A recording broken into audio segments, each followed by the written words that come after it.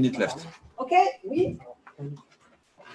C'est bon, à soir. Attends, dans une minute. Dans une minute, tu préviens, c'est dans une minute. It starts in 1 minute. Okay. Moi, je suis sinon. No, say Oh. starts in 1 minute. Okay, guys. Yeah, we're going to be starting in about a minute, gentlemen, ladies, everybody. Okay. All of them are muted, though, so they can't talk even if they wanted to, right?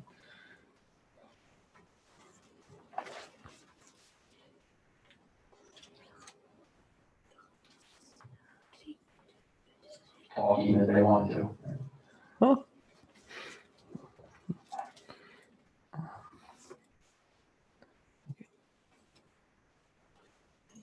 Oh.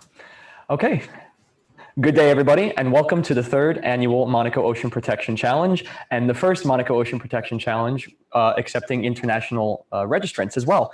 And this is the 2020 COVID edition, so we are doing all of this completely online, live, broadcast directly to your homes. So welcome one and all. And to begin, we're going to first give a special thank you to our founding partners and our sponsors, which include the International University of Monaco, the Institut Oceanographique of Monaco, and Monaco Impact, as well as our supporting partners, which include the Institut National de l'Économie Circulaire, Pure Ocean, Change Now, and Think It. So what is the Monaco Ocean Protection Challenge? It's a student competition that gathers innovative ideas that serve mainly to protect the ecosystems of our oceans. It's an entrepreneurial challenge that we have on one half to innovate and protect the oceans and draw up an actual business plan that brings results rather than just some pie in the sky ideas. And we also have a corporate communication based challenge, which promotes a party without balloons this year. So we float the best idea for a communication campaign based on this specific problem. So we're going to introduce the jury members of the 2020 Monaco Ocean Protection Challenge, which include Mr. Peter Kootman, Mr. Olivier Dufourneau, Mr. Jean-Philippe Muller, Mrs. Margaret Hepburn, Mr. Thomas de Villencourt, and Mrs. Marianne Josselin. We have 5 finalist teams in this year's Ocean Protection Challenge, which are the following: Manta from Schema Business School, Venustus from International University of Monaco, I Save Ocean, also from Schema Business School and Technology School de Monterrey in Mexico, Monaco Boats from the International University of Monaco, and Whitewater, also from the International University of Monaco. And we would like to point out that being the first year where we are having an international crowd, it is quite the difference in nationalities that we do have here, ranging everything from Asian to North American. So without further ado, let's get right into it by asking our director, Dr. Jean-Philippe Muller, to come on stage and say a few words for us. Hello, everybody. Dear jury member, it's really my pleasure to welcome you today for this final of the Monaco Ocean Protection Challenge. It's not really the beginning of this challenge because we started this challenge 3 or 4 years ago, but only for IUM. Now it's open for other schools. And I'm very happy with my partner, the founder of this challenge, the Museum Oceanographique of Monaco and Monaco Impact, Robert Calcagno, represented by Olivier Dufourneau today, and Pete Kootman, the president of Monaco Impact. We decided to launch this challenge a long time ago because the sustainable development and ocean preservation is in the DNA of Monaco, and it is inside the DNA of the IUM too. And we know young people, students, are very engaged in this issue. They like to support ocean preservation, and I think it's important we do this. So this year it's a very special edition because we are online, but maybe it's a contribution to the future and the preservation of the ocean. Why not? Because without any transportation to come or to organize, maybe it's a good point to organize the preservation of the ocean. Good luck for the team. Let's see what you will present. I'm sure it will be very interesting. And let's go step by step to new edition for this new challenge. Thank you very much and welcome again. Thank you. So that was Dr. Jean-Philippe Muller, director of IUM. We are now going to invite the remainder of our jury members to come on stage and say a few words, starting with any. Yeah, Mr. Koopman, would you like to say a few words? Yes, I will unmute my microphone. Yes, thank you very much. First of all, for having the honor to be invited as a member of the distinguished jury of the 2020 Monaco Ocean Protection Challenge. I'm a long-time resident of Monaco, and as a long-time resident, I have enjoyed, like many of my compatriots, a warm welcome in Monaco, a good climate, security, safety, etc., etc. And a couple of years ago, I was thinking, what are the residents doing to protect the status of Monaco in the world? So I was thinking, let's find an association that can help Monaco becoming a soft power in the world of hard powers. What is an important subject of soft power in the heart of Monaco, in the heart of the Prince Albert? It is the oceans. So after having founded Monaco Impact and gathering like-thinking people in Monaco, usually successful entrepreneurs or successful managers are our members. And we came to talk to the Museum Oceanographique Robert Calcagno and launched the idea, how can we bring the important subject of clean oceans for the people to the attention of the young generations, because the young generations have to live with the pollution that we have caused. What is a better means of doing that? It's by asking the young people. So we came to the idea to ask Jean-Philippe Muller of the University of Monaco if he thought it would be a good idea to mobilize his students, all young people, intelligent people from all over the world, to help us designing a program with the use of social media or whatever comes up in their brain to communicate the importance of the ocean to their generations and the generations beyond.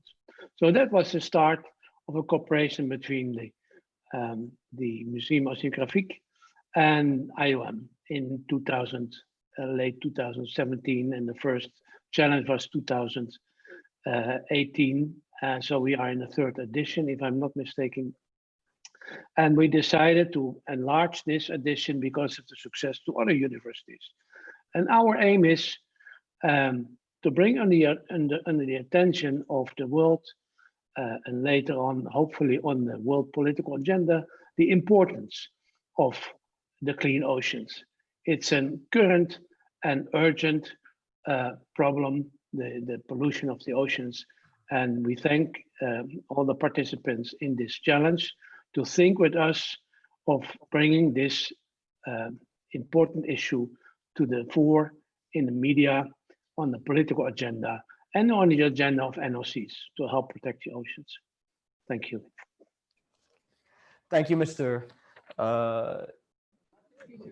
Koopman. Excuse me, I was lost there for a second. Thank you very much, Mr. Koopman, for your words. We would next like to invite up Mr. Olivier Dufournon to also say a few words.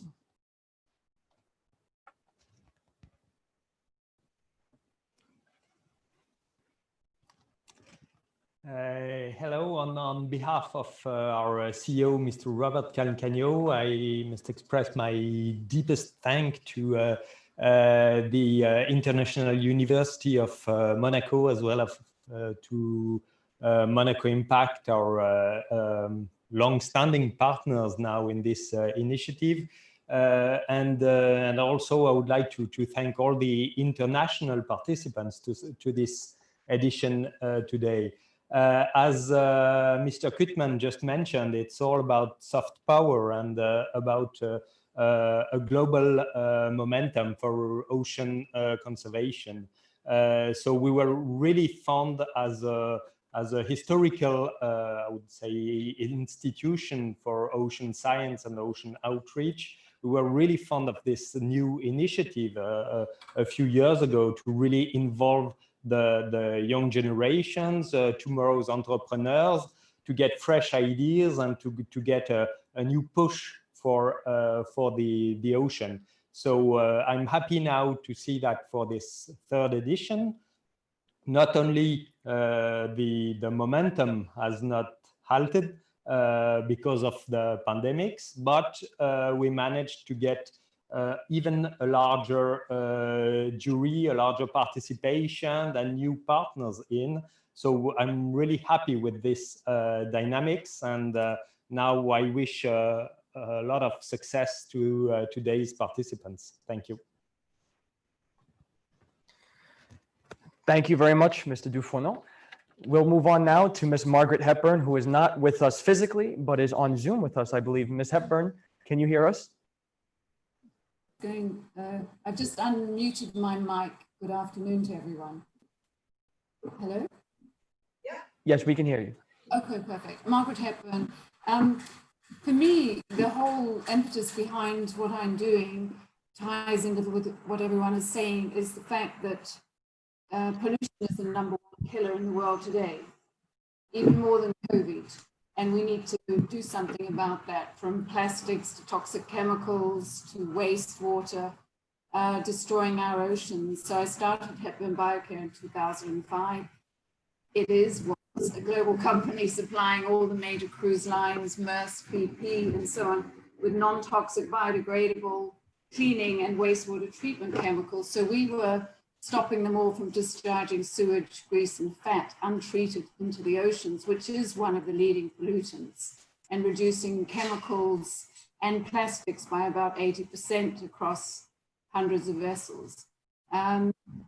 We need to all be doing this, because right now those oceans are dying. And I think what COVID has brought home to us is that without that pollution and the extra airlines in the sky and so on, the diesel trucks and things, we're in a much better, happier place. So let's hope you guys come up with some good things that we can do to make this a better place.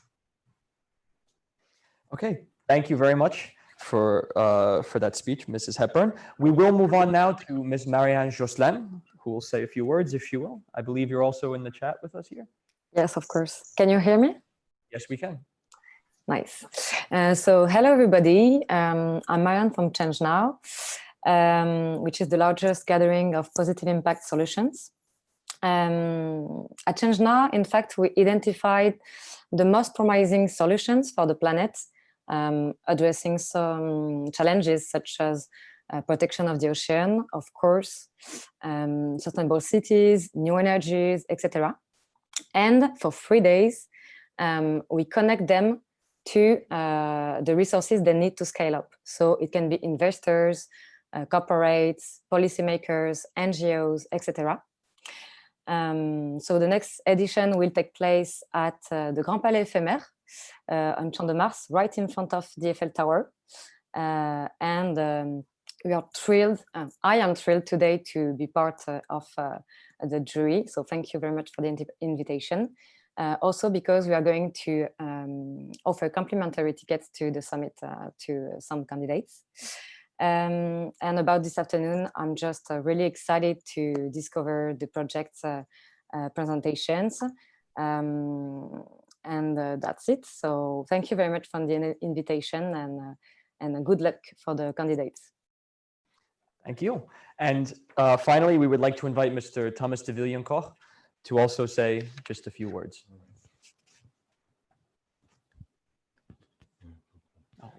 Hello, everybody. I'm Thomas de Villencourt. I'm the director of the Pure Ocean Foundation. I represent our president, David Sussman. We try to protect, to increase knowledge, to raise awareness.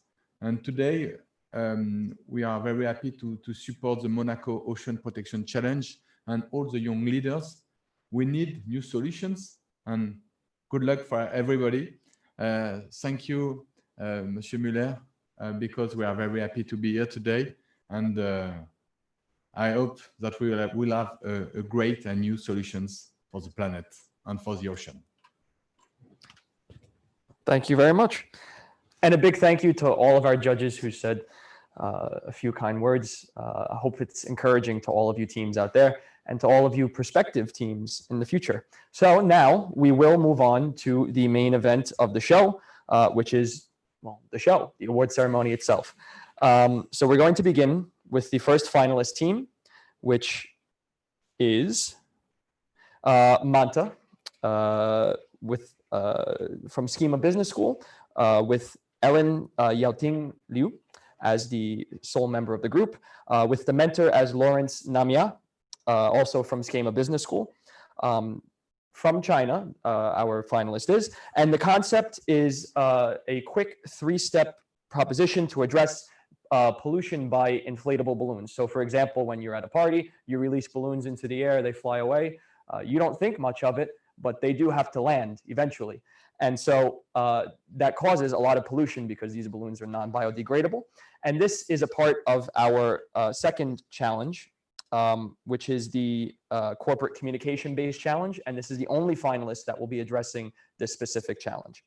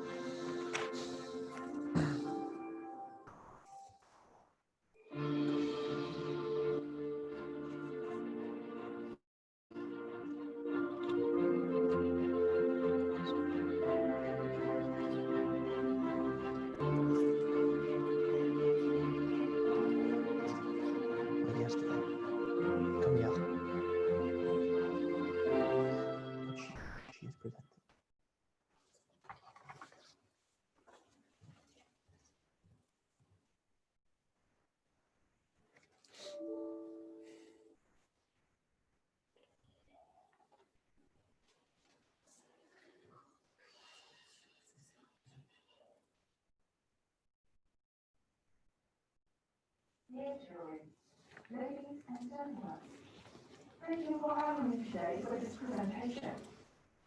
My name is Lee. I'm the finalist of Team Manta. Today, I would like to share 3 parts of content with you. We will start by the concept behind the project, followed with the research to understand our targets better. At last but not least, we will introduce the detail of our proposed campaign. As we all know, on the subject of environmental protection, change is one of the core demands.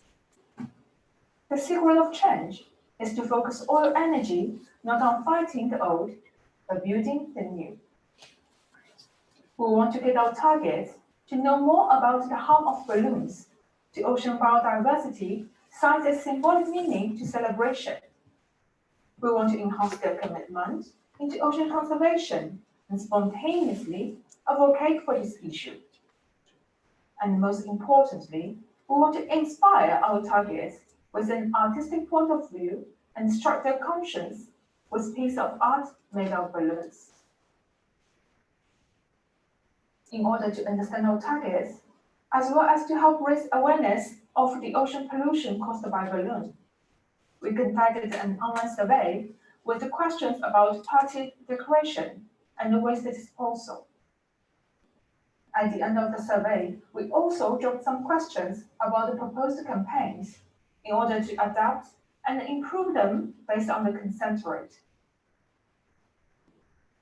The result of the survey is quite encouraging. We have received 86% of responses from the young generation, which 59% of them are students. Though there are only 50% of responses are aware of the ocean pollution caused by balloon, there are 75 in overall expressed their willingness to participate in ocean conservation events. And we have also received 55% of consent rate for each campaign we have proposed. So, what are these campaigns? First is the Instagram challenge. We want to reach the maximum of our targets with an event use minimum efforts and easy to access. We invite our targets to follow the official account, post their ideas of decoration with special hashtag, party without balloon, and last, tag their friends in the comments to ensure their eligibility for participation. For this campaign, we're expecting 5% followers growth rate, 3,000 participants, and reaching 200% followers engagement rate. The second one is about exchange. It is a campaign combined with an online workshop and a physical collecting booth in the museum. It will be served as a side event to be held in the theme-related event week, like Monaco Ocean Week, La Fête du Musée, or European Week for Waste Reduction. We believe it will attract a lot of different groups of people, such as eco-friendly activists, party organizers, even brand lovers of the sponsored gifts. To be participated, the targets need to register themselves at the online workshop. First, they need to send the balloons to the museum. Once the reception is confirmed, an email with an access code was sent back to them for redemption. The gift will be either sent by the post or keep in the museum for pickup at their next visit. We want to complete a 100 exchange with 10,000 balloons recycled and generate 20% more relevant social media content on this campaign. The last, but most excited, we want to curate an artist exhibition in the museum, seen through the eyes of balloon. We plan to invite 8 influential or local artists to create specified artworks themed on balloons and ocean conservation. The artworks will be carefully displayed in the museum, corresponding to the existing decorations. After the exhibition, they will be auctioned off and donated for ocean conservation business. The part of unsold will be sent back to the artist. Again, here we applied another online survey to examine the performance of this event. We want to understand the perception of the exhibition from different groups of people, from the display and the layout to the type of artworks, the interactive experience, and whether the theme of exhibition is well communicated.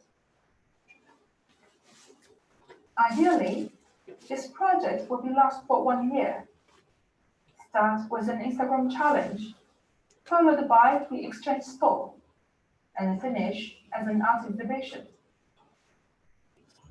We want to communicate with diversified groups of people to enhance the appearance of the Oceanographic Museum of Monaco in the ocean conservation business and attract more public attentions laid on this mission. So, what do we do now? We are on the French Riviera.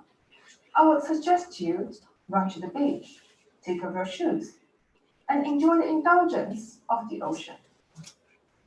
The more we cherish the wonder of our Mother Nature, the more we appreciate and are willing to contribute. After all, we always devote ourselves for what we love. So, get your feet wet. That's all of my presentation today, and I'm ready to take your questions. Okay. Thank you. Okay, thank you very much, Ellen. So we're going to move to a 12-minute round of questions and answers now. I'm going to start by asking if we have any volunteers for questions first. Otherwise, I'll go around the table. Nobody wants to volunteer? Okay. Oh, Ms. Hepburn, can you unmute your microphone? Okay, I have to say I found it quite difficult to follow, and there were no slides, were there? Or I didn't see any. Hello? No, it was a video, I believe. I didn't get the video. I don't know what happened to it. Did everyone else receive the video? No, same here. I didn't see the video, but I heard it. I saw the video last night. And first of all, I must commend this Team Manta for their professional presentation. I think it was very good, the presentation. For this quite difficult subject, they found a creative solution, and I want to compliment them for that. I know that the Musée Oceanographique and Institut Oceanographique took this balloon challenge as a serious threat to plastic pollution in the ocean. And when I spoke with Mr. Calcagno, he proposed to put that in the challenge, which of course is a good addition. But I was thinking, I wouldn't find a solution how to discourage people using balloons for party, because if you discourage people to use balloons for party, basically what you say, you discourage the party. So it is so linked together. And I find this exchange idea very creative. And I'm sure that it will have the interest of the museum. So I like the presentation. It needs to be worked out. We need to see how people get motivated by the rewards that you propose. But it is at least worth trying. So I compliment the team with its creativity to find a creative idea and hopefully motivate partiers to find alternative ways to celebrate. That was my comment. Thank you, Mr. Koopman. Okay. Have we any other questions from any of the judges here? Perfect. Thank you very much. We have a volunteer. Yeah, thank you very much for accepting this challenge. I must admit, like Peter Koopman, that it's really a difficult challenge, because we're really touching something that is has a very positive value and that is really happy, and we definitely don't want to make anybody sad by forbidding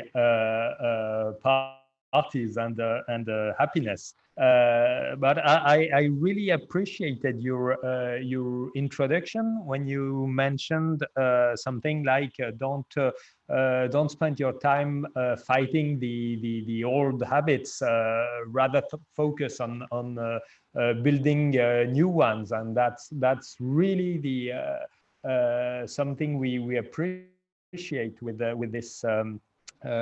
With this thing, we really want to promote alternative ways to party, and not using balloons, but also all other trash that we see after the parties. So you really have the good approach there. One other interesting, very interesting part is your constant proposal to organize surveys and understand how people feel with the problem, how they understand it, and how they react to the solutions that that can be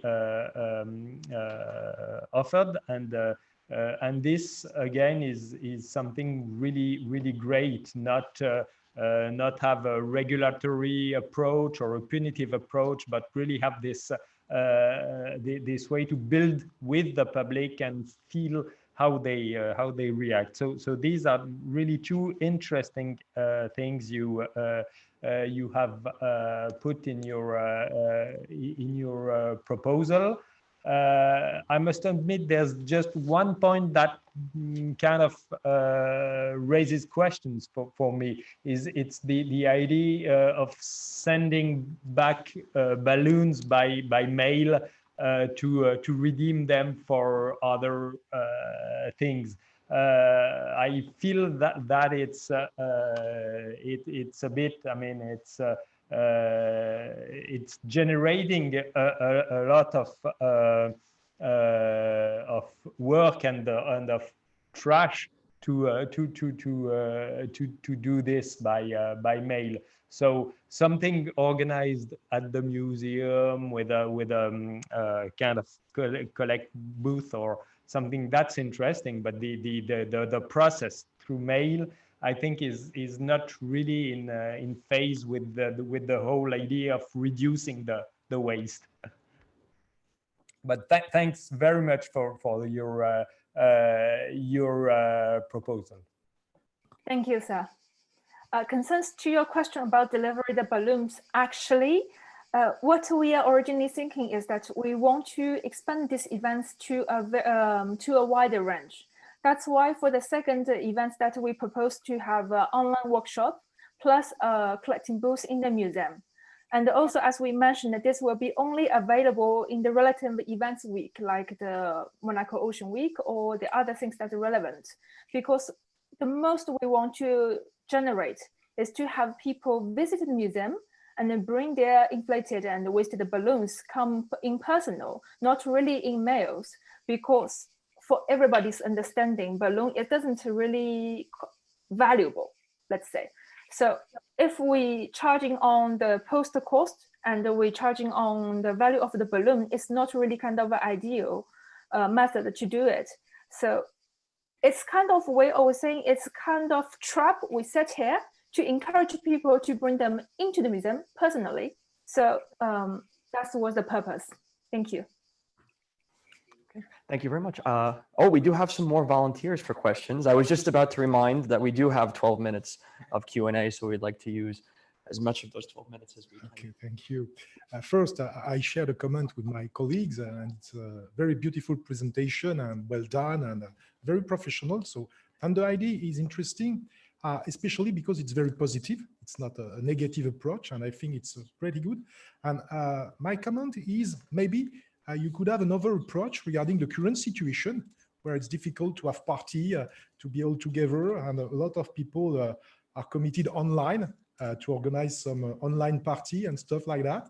So you offer a new solution when it's impossible to meet all together, and it could be an addition of the communication. Thank you for your advice. For the online party, we thought about it, but the most thing that we're concerned is about the technical support. Like today we have this webinar. I know that for the team from IUM, the team from the organizations, they put a really great effort to make everybody smooth and easy to contact by the internet. So for example, if we really want to organize a party, we don't want to have a little party like 10 or 15 people. We want to make it big, make like a really like a nightclub, something around 50 minimum. We ideally 100 person. So that means that we need a very strong technical support, not only from the device side, but also from the bandwidth, the internet speed. So we thought this will be something promising to do, but it's not something that's really that much practical. at a certain moment. But we do appreciate this idea. Thank you very much. Okay. Have we any more questions? Okay. It looks as though we're out of questions at this point. So we will be moving on then to our next team, which is Venustus Couture, which is from IUM, actually, by Martina Posio and Elisabetta Signorelli.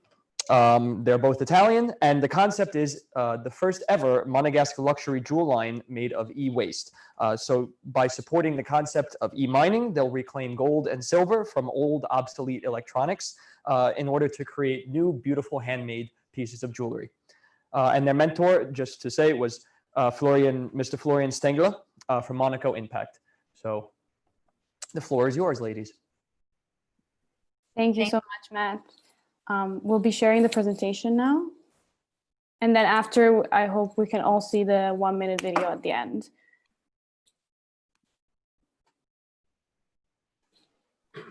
Can you all see my presentation? Yes.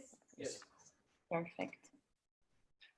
Okay, so good afternoon. We're here today, Elisabetta and myself, Martina, to present you our brand, Venustus Couture.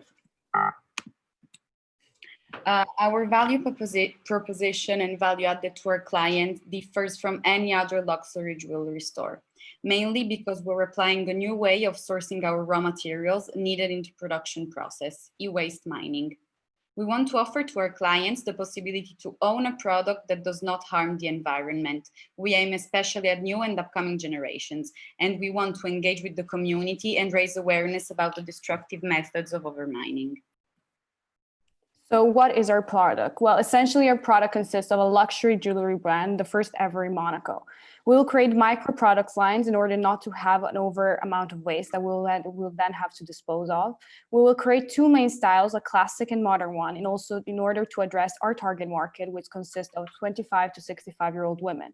It is a very big target market, mainly because we want to target people on the younger end in order to inspire them to make a change in the future, as they are the millennials and the people who will live longer on this earth, hopefully. And also on the older end, because we are also targeting people who have the highest amount of capital, being a luxury jewelry brand.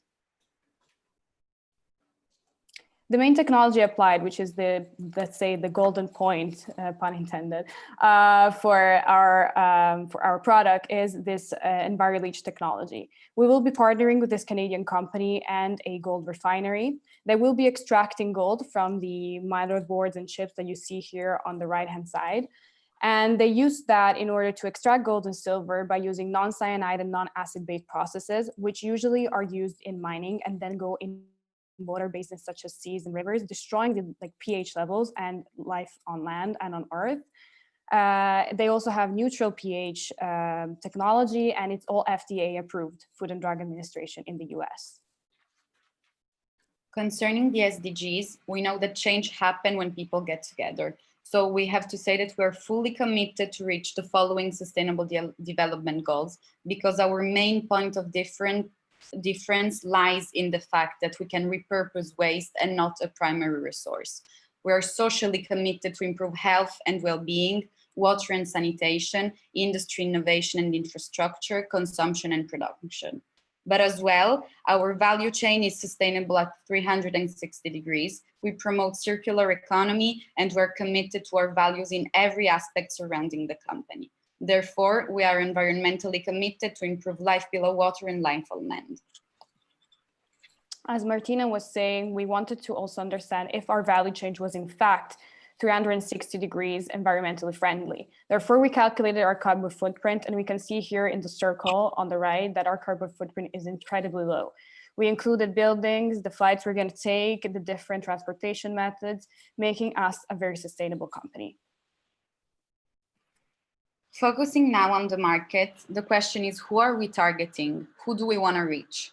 So we're targeting people, as we were saying before, who are willing to make a change, who care about the impact of overmining, in this specific case, on the planet. So being an e-commerce, we will be operating internationally, of course, but initially we will be focusing on Europe only. But the real question is, how will we reach our consumers? So we decided to implement a commercial strategy through special private sales in strategic moments and places, as well as a marketing strategy that will consist of a responsive website, first of all, search engine optimization, content marketing, social media marketing, pay-per-click techniques, and last but not least, the most important, which is word of mouth. Our target persona is Emma, for example. She's 32 years old from Austria. She's a decision maker, self-employed, and she's an entrepreneur that's leading a challenging and stimulating environment. Her pain point are people with status that do not care about the environment. Looking now at the competition, as we can see from the graph, there is a market gap that we would like to take advantage of. So we're positioned not far from Pomellato with a very low environmental impact and a high luxury pricing. In order to come to the consumer, our distribution strategy is here summarized. We will start by sourcing our materials from Inverleach, especially metals. Vitale 1913, a Monegasque jeweler, will provide us with the precious stones needed for our production. We will design in Monaco. We'll make it in Italy, Valencia, in order to have the Italian know-how. We will e-distribute and also through the showroom rented us by Vitale 1913. And for some special clients, for some specific situation, we will travel to them or have online consultations in order to reduce our carbon footprint. Concerning our key activities, we already contacted and discussed with Inverleach, as Elisabetta was saying, the possibility of a supply agreement where they will be able to provide us with the raw materials needed for our production, such as gold and palladium, that will be extracted from e-waste thanks to their technology. Furthermore, we are currently in contact with Dr. Vitale, owner of the company Vitale 1913, from which we will be purchasing materials such as precious gems and diamonds. We will be even creating new collections with designers, and we will both operate and manage our website as well as the client service. Our key partners being Inverleach, Vitale 1913, and the Monegasque government, of course. And for our revenue streams, we'll use a transactional revenue model with online orders, especially through online bank transferring and check if it's from face-to-face. In order to determine the price, here we see it's a very high luxury price. We decided to apply target costing model in order to be in line with the competition we're placing ourselves in. We also decided, therefore, to have a 60% markup. When we're looking at the financial side, we will, of course, see that it's a very big potential. We have done our research, and this is what came from it. We decided to use the Guy Kawasaki bottom-up approach in order to be as conservative as possible, including a fading period in our financial forecast and a seasonality effect. First year we'll be losing, but we will then be constantly gaining, as we believe that this is a revolutionary product. Concerning our next action, so we will be terminating our legal procedure, the agreements and the website by April 2021, and hopefully starting the production by November 2021. We will finally launching the company in January 22 and gaining 3% of SOM in 2024. In 2026, we'll be opening our showroom in Monaco and finishing in 2028 with the complete govern of our value chain. Perfect. Thank you very so much.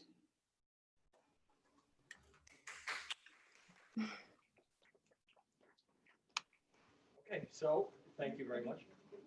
We are going to run the video now, and then again, we have a 12-minute Q&A session, so stick around for that.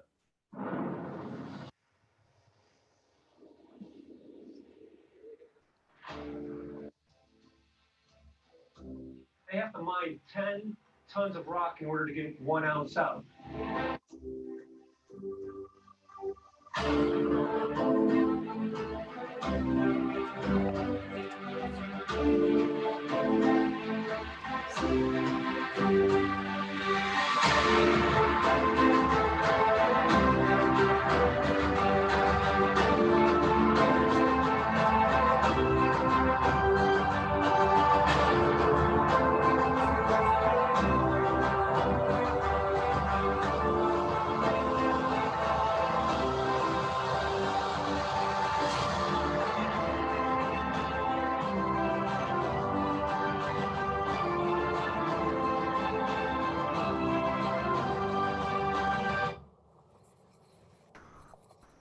Okay, so we're going to move now into a 12-minute Q&A session. I do ask the judges that are on Zoom with us, I will ask volunteers for questions. So if you do have one, please do not hesitate to speak up because unfortunately I cannot see you here. So I'm going to ask volunteers. We have one here, Mr. Jean-Philippe Muller.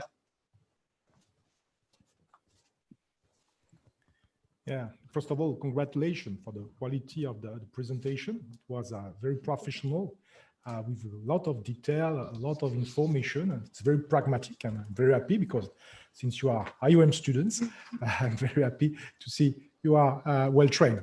I like the idea. I have a question. A part of the success of your story is related to design. Yes. The artistic part, not only to recycle gold or stuff like that. How will you manage the design part, the artistic part of your project? Do I go? It's okay. Which one? Yes. Okay. Well, in terms of the artistic part, we decided that we're going to partner with the new and upcoming designers from the Fashion Institute Maragoni in Milan. They have a track which specializes in designing luxury jewelry, and we will therefore also ask them, as well as also talking to the Gemology Institute in Monaco, which will then provide also another further expertise on that front. Therefore, using the dichotomy of like the Italian design and the French as well, like a know-how in fashion and luxury, of course. So that's we have that covered on that sense, that aspect. Thank you. Have we another volunteer? Right. Hello. How will you finance the first step of the project? I saw that you need €1 million. Perhaps it was a bit quick for me, but yes. I mean, if you need, we have all the financials broken down in the business plan, but it's summarized. We basically will finance through mainly our own investments, and then we will ask for a bank loan. As of now, I am missing the amount. As I think it's a $500,000 bank loan will be repaid. Yeah, there is also it will be amortized.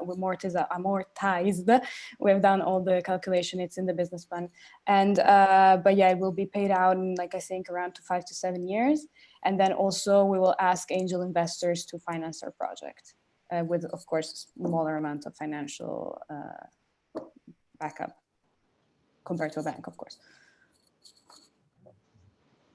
Thank you. More? Beautiful.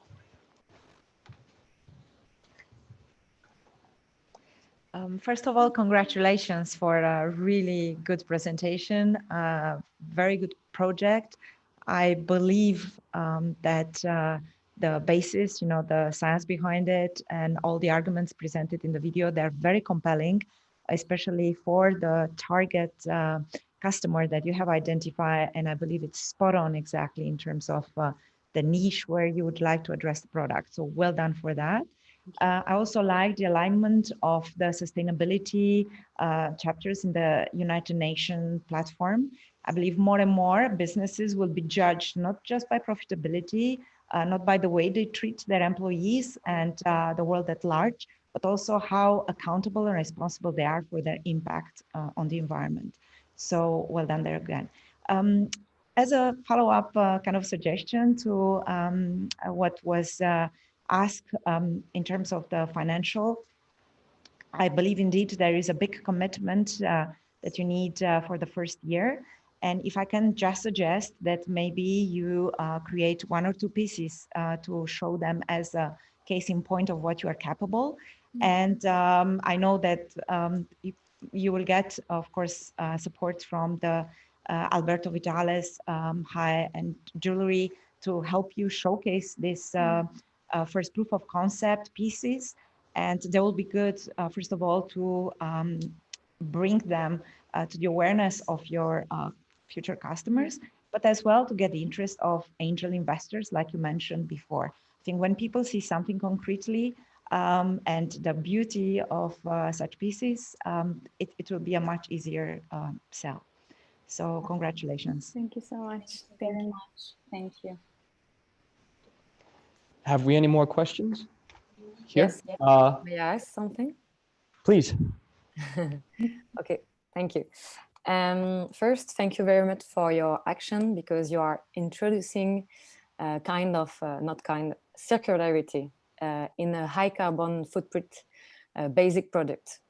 Yeah. So thank you for that. On the presentation they sent us, I saw that you tried to measure your carbon footprint. Yeah. So first, congrats about that. And just a quick question about it. Did you measure the carbon footprint of the whole product, the whole supply chain? Yes, we did, right? Yeah, we did. Actually, because we were a bit limited, but we did calculate the whole very footprint we would have, not only because we did this test where they were asking us a lot of questions. First, like for example, how do you plan to travel, how long, where, and everything, and the same for our stores, so in terms of electricity as well. And we calculated all of our value chain completely for the footprint, but it was really too big and we couldn't put it in a presentation, but you can find it as well in the business plan. It's all calculated, and we have a very low impact if we may by now. Okay, thank you. As far as we know, at least. Thank you very much. Have we any more questions from our online judges or our judges here? I'd like to make some comments. First of all, again, the compliments with the good presentation. It's a very ambitious enterprise that you are starting. It's a crowded place, jewelry, I suppose. It's not my specialty, but I know from my wife it's a crowded place.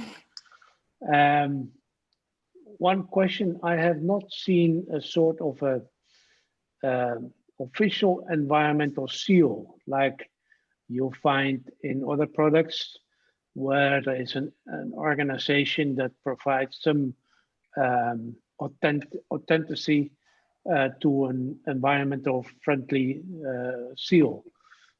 I know that you lean very much on Envirotech, which is a young Canadian company with a promising process. So far, it's a startup also. They lose a lot of money.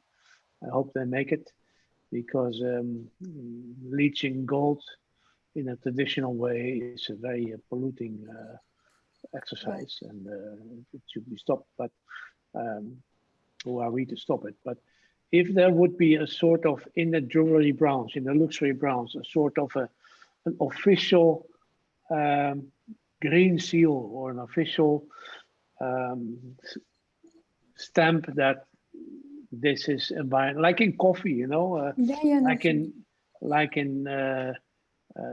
that can give, and if you market that, because what you basically do, you design and you sell jewelry. That's the core.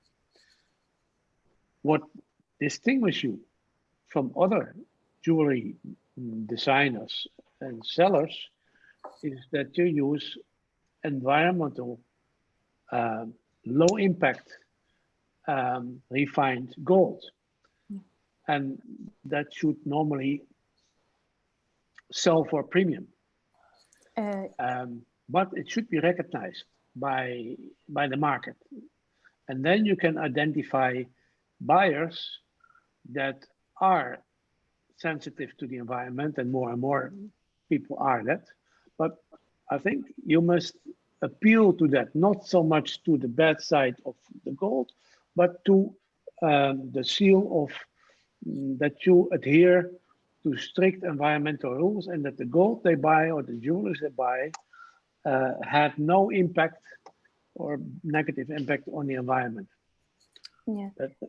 No, this is a really good suggestion. We have, of course, studied a bit into that. Well, we are partnering with the Canadian companies, a startup, like we said, but at the same time, like they're the ones extracting gold, and we then have to partner with a refinery. That would be our guarantee in terms of quality of gold, which we have assessed with the supplier that maintains its purity. So that's like one thing. Therefore, in terms of purity, we have that guarantee from the gold refinery, and we would market, our like entire process thanks to this like FDA approved process, which is non-toxic to the environment. So that's one aspect, but we can go in depth. And then when it comes to, because we're making jewelry, so therefore we can also use we use diamonds and other precious stones. And we know that there's a very large topic in terms of blood diamonds, which is to us was very close at heart, which maybe doesn't really portray to the ocean, but it also like goes into depth for other aspects of human life.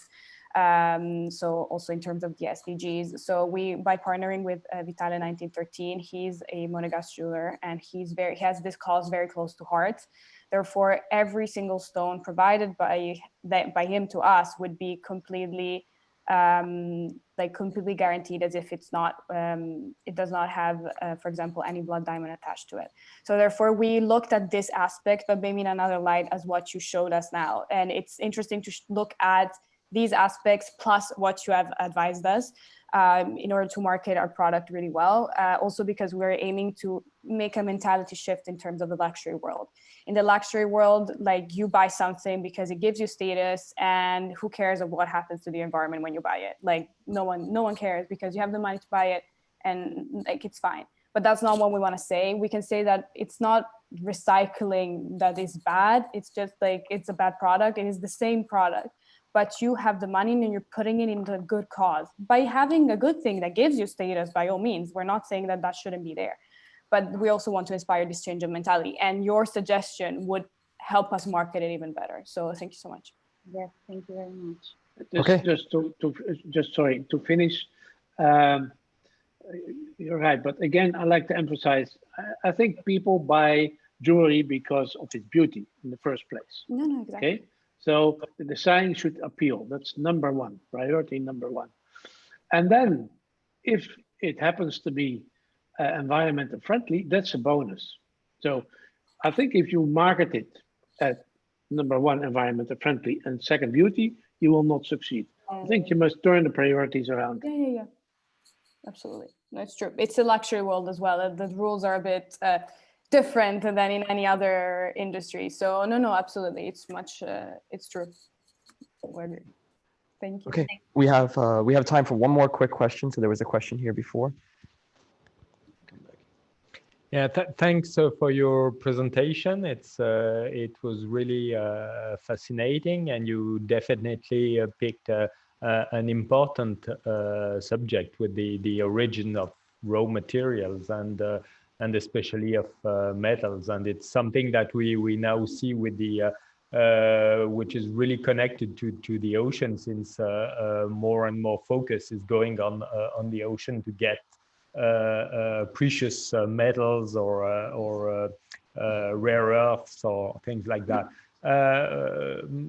You already mentioned that your gemstones will be clean regarding their, I would say, social origin.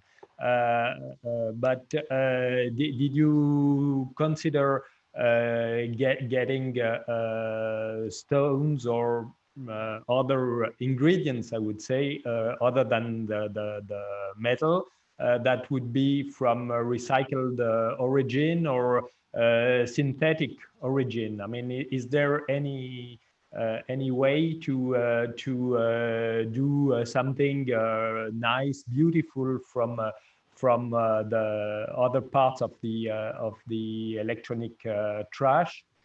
So this was my first question, and the second one, which is quite connected, is going with the design. Do you plan to have anything in the design that would suggest also the eco-friendly quality of the product, and or would it be really two separate things? One would be a very nice design, and the other part would be the recycling. You can answer the first, and I can decide. Yeah, perfect. Okay, so when it comes of the, like, let's say finding other materials from e-waste, we've looked into it. The main materials that they can extract are, of course, the metals. They're the easiest one to extract. There are, of course, a very small amount of stones, but never diamonds, and they're not of good quality. So the main things we can extract are, for example, palladium, gold, silver, and even copper. But in copper, we could use ideally to like do some finishes in the jewelry that we produce. At the same time, we looked into producing stones like the, let's say, not diamonds per se, but more similar to Swarovski crystals in lab. That would also be a valuable option. But at the same time, people, I mean, what we have understood in studying a bit the luxury sector, we cannot justify the price tag which comes with the added value of, for example, our technology and the issue of the blood diamonds we're trying to solve. By having a jewel that it's already recycled, plus the fact that comes into a lab, we didn't really think that was a valid marketing choice at the beginning. On the second hand, we then decided that when we were talking that we could create two product lines, one more premium and one a bit more affordable. In the affordable one, we were looking into, in fact, like you said, into the, let's say, diamonds, the cultured diamonds in lab. And they are really good quality. There's a lot of companies that do it now. They're really good quality. They could be mistaken by diamonds. I'm no expert in the jewelry. I don't know how to recognize a diamond, I'm being honest. But I know that experts have looked at them and they said that they're very close to being, they have the same kind of level of luminosity, or I don't know, reflection, but they're really, really good. So ideally, we could justify that lower price point for a product that it's still luxury, but more affordable for the younger generation. So yeah, we could look into both things. Guys, I hate to be rude, but we're a little over time. And by a little, I mean a lot. So I apologize for cutting you off, but unfortunately we do have to move on. Thank you very much for your questions. And I would like to remind the judges to please keep your questions as concise as possible so that we can have enough time for everybody to pose a question. So moving on to our next finalist group, it is I Save the Ocean from Schema Business School and Technology School de Monterrey, headed by Jean-Philippe Martin del Campo Guerrero and Julian Pivito, who are Mexican and French, respectively. And their concept is a phone case made of recycled ocean waste featuring an artsy design, emphasizing marine endangered species.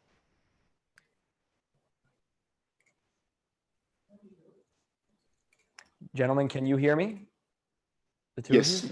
Okay, yes, I give you the floor because there is no video. Just to remind you, there is no video. So we will go into your presentation and then immediately into 12 minutes of questioning. So the floor is yours, gentlemen. Thank you.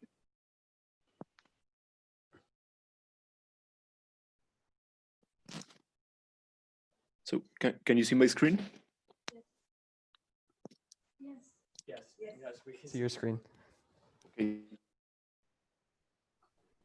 Perfect. So we're going to start now. Okay, so the world is changing at staggering speeds, and we must change with it. Otherwise, we're going to be left behind. Ladies and gentlemen, thank you so much for having us here. We're the I Save the Ocean team, my colleague and myself.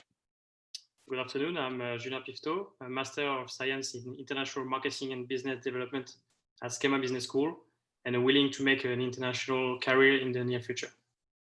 And I'm Juan Felipe Martin del Campo, come from Mexico, Tec de Monterrey. I studied business administration and strategy. Our oceans are our resources, our biodiversity, our planet. As you can see on the screen, 8 million tons of plastic are invading oceans every year. This is the health of our marine ecosystem that is degrading over time. 100% of sea turtles are affected by plastic microfibers and are among the most endangered species.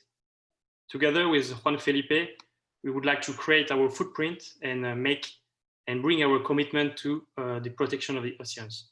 Let's discover our project. So how are we going to do it? Well, the solution or proposal we have today is we're going to make phone cases made from recycled plastic collected from the ocean. But we want to go beyond that because other people are doing that. So we want to differentiate ourselves. We want to base our designs on the most endangered species. These designs are handmade. Additionally, we would like to eventually help more and pick up trash, 5 kilograms of trash per case sold. And the packaging comes with more than just a case. We want to make an experience for the customer, and we want to go beyond just selling a product, and we want to focus on educating our consumers on what's happening and how they can help.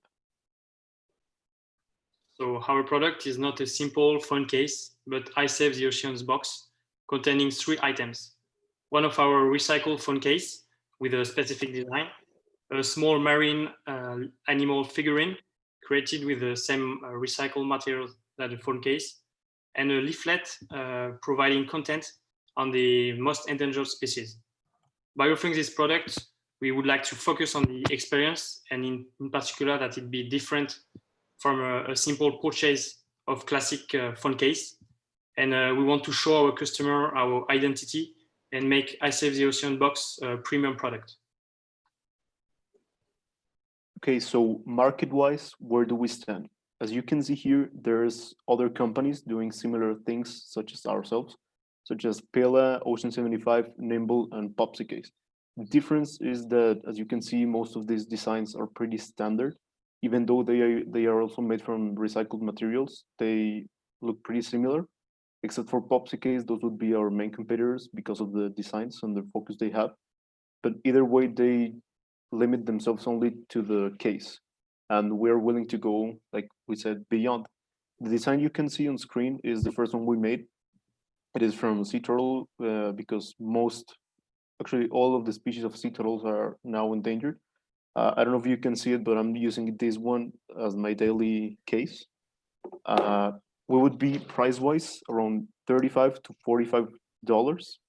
$45, competing mainly with Nimble and Popsicase. Here you can see the second design we made, also focusing on the second endangered species, which would be the hammerhead shark. And then we have a third one, which is the coral reef. This would be the focus we have for the phone cases. And these animals that you can see in each case are the ones that are going to be included for each design corresponding to each case. The information coming on the leaflets also would be focusing to the species or the environments that are contained in the cases. The reason we choose iPhone and Samsung as a target market is because both of them generated 308 million smartphone sales in 2019 and own a third of the market, smartphone market. We decided to focus on the young people aged between 16 and 34 years old, called the green generation, and who are more connected and environmentally conscious than ever. We will go for North American markets because trends and technologies are developing very fast. And also we will try to make ocean protection a lifestyle there by managing operation from Mexico. Our distribution channel strategy is based on 2 aspects, focusing on social media and offering our product range online. And also specialized physical area and store. We identified La Mirilla in Mexico, which is a big fair taking place every 3 months and promoting innovation and original products. We already identified a potential partner to help us grow our startup. We have a Loop Industry, which is a Canadian partner specialized in the upcycling process. Sedeco is my startup cousin, and they made for us a first prototype, as you can see on my screen. This is made from a filament coil. So this is the first prototype. Reneology, a company dedicated to the reutilization of plastic waste.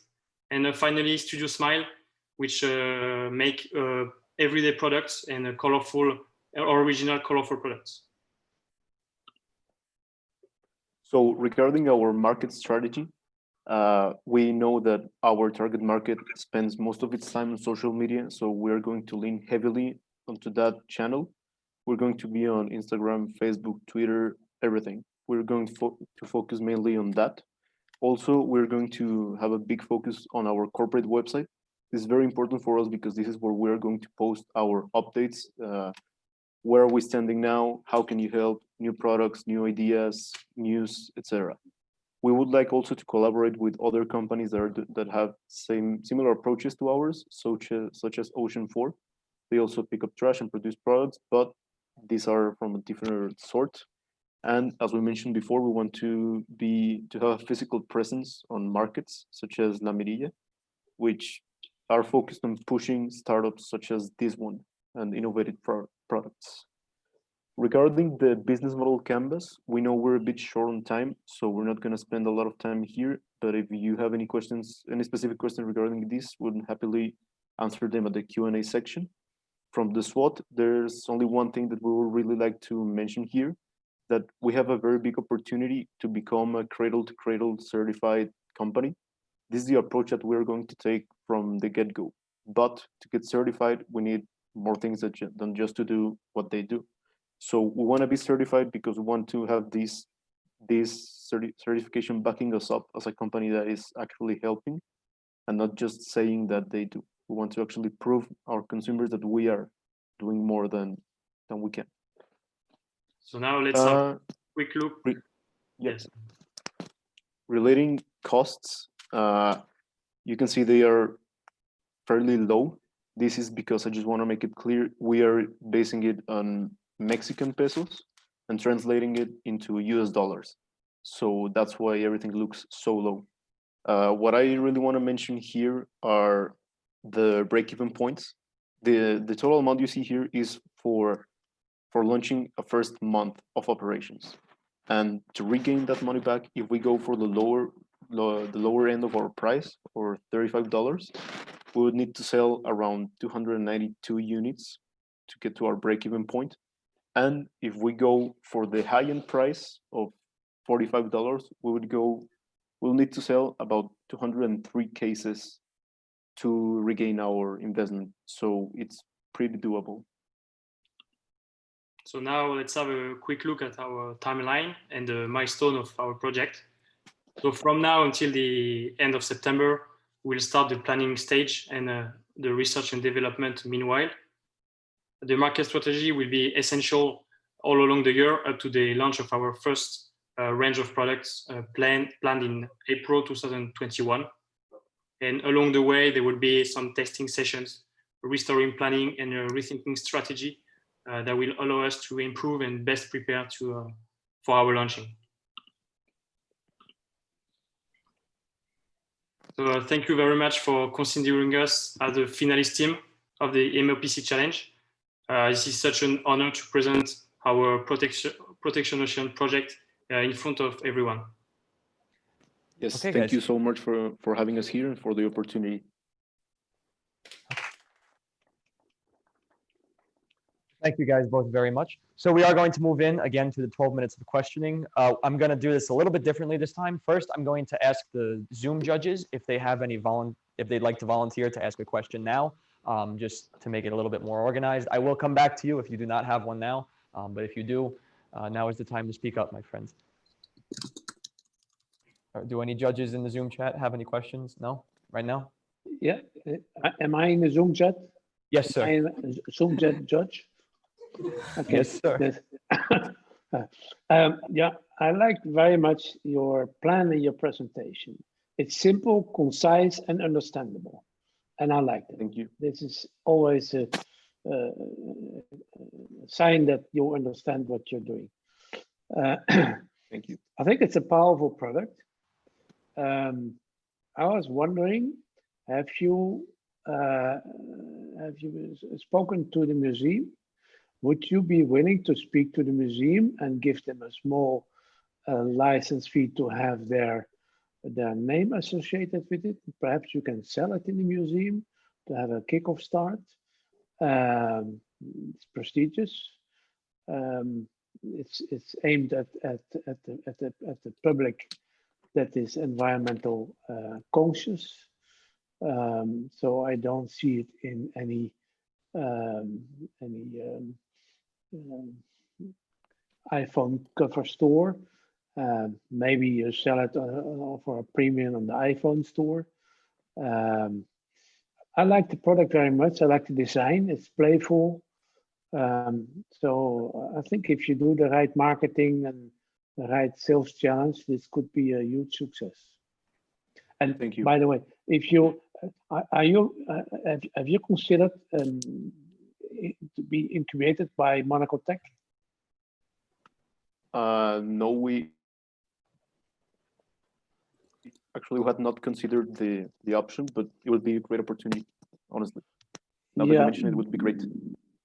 Yeah, because there are people, we are also associated as Monaco Impact with Monaco Tech that can perhaps help you finding the right channels. We have a, for example, member, I don't know if he's here. I thought he was in the jury. Oh, no, he was not in this jury. It's Mihai. Mihai has excellent contacts in Silicon Valley. To sell directly to Apple or to an iPhone manufacturer. Could be a good idea for you to also get in touch with Monaco Tech. I think it's a promising product. Yeah, I think this is something we will do. And, as you said, we will put our name and affect our name to the Ocean Monaco Museum, because it is thanks to a Monaco Museum that we could offer this project and present this project, and could be a great thing to have our name affected with the Monaco Museum. Yes, precisely. Yes, we didn't mention it on the presentation, but for the preliminary one, we did mention doing something with the museum, not necessarily working for the incubation area, as you mentioned now, but we did want to do something with the museum because they are the ones who gave us the opportunity to be here. So, yeah. Definitely. Okay, if you want, you can contact straight the museum or get in touch with us when we introduce you to Monaco Tech. Thank you very much. Thank you very much. Now we're going to move to some questions within the room here. So do we have any volunteers inside of the room with us? Yeah. First, congratulations for the presentation. I think the product is very appealing and the design is beautiful. Thank you.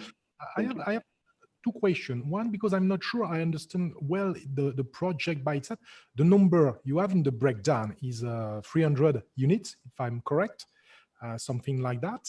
But is it when you present the 200? So it's small scale, and it's, I think, to test the things and to test the market. But what is the plan if it's successful? What do you plan to have if it works? For large scaling? That's my first question. And second question is distribution issue, because you have to deliver the box to the people, and you need transportation and so. Regarding the positioning of ocean preservation, how do you manage this? Okay, well, first to assess your first question, yes, for starters, we calculated a small operation, but to long term, that's why we put a few possible collaborations, not collaborations, but partnerships. For example, the Canadian company we mentioned Loop, they already have a very big operation going on regarding turning plastic into material. So they could possibly serve to us as a big scale supplier for what we want. Because they already are working with turning trash into completely new products, and it's a clean operation. So that's a way in which we can at first scale up our production instead of just doing everything ourselves.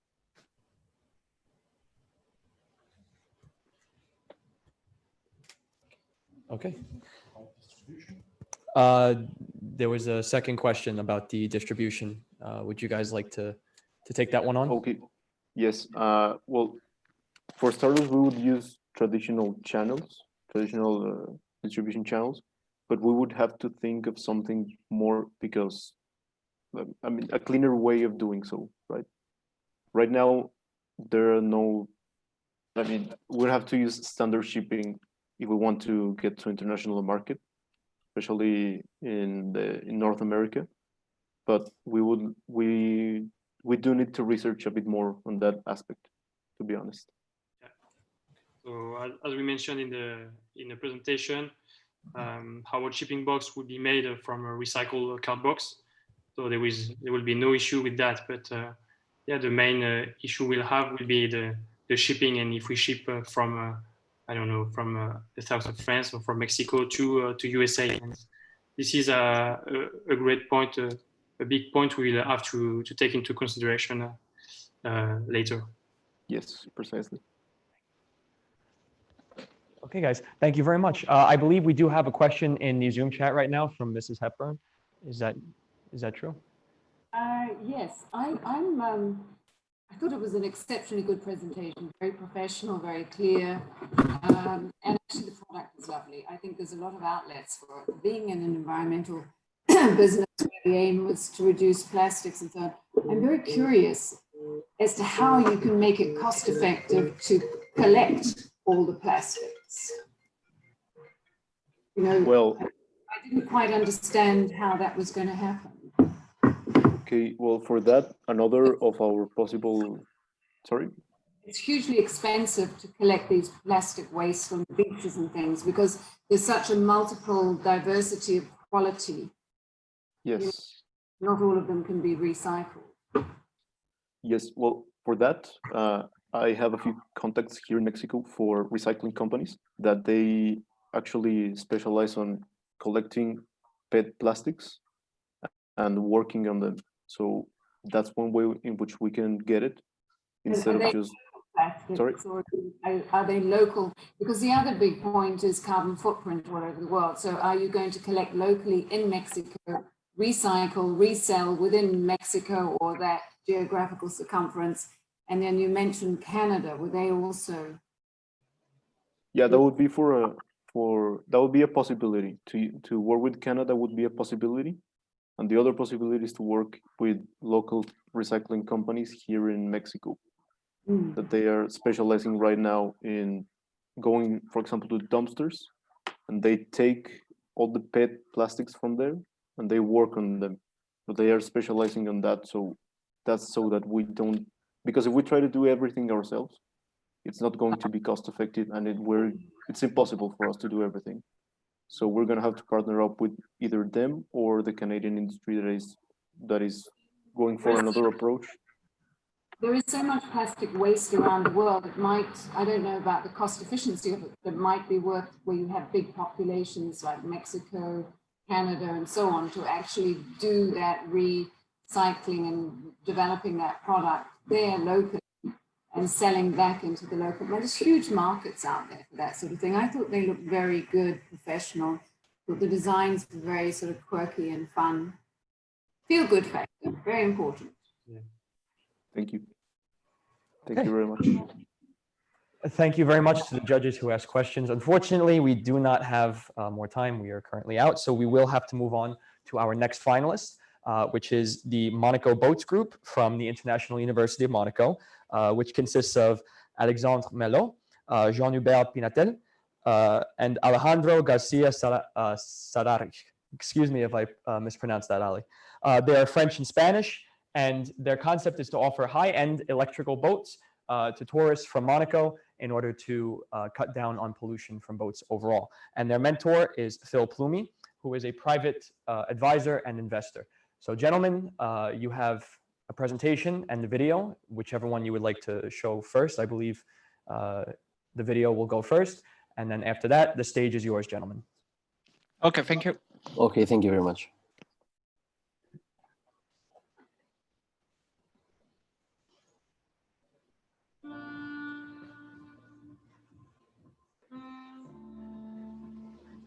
So basically, I think that the biggest challenge that our generation is going to face is the climate change. And we want to implement an electric boat rental company in order to preserve the biodiversity of the sea and to limit the greenhouse effects gases consumption.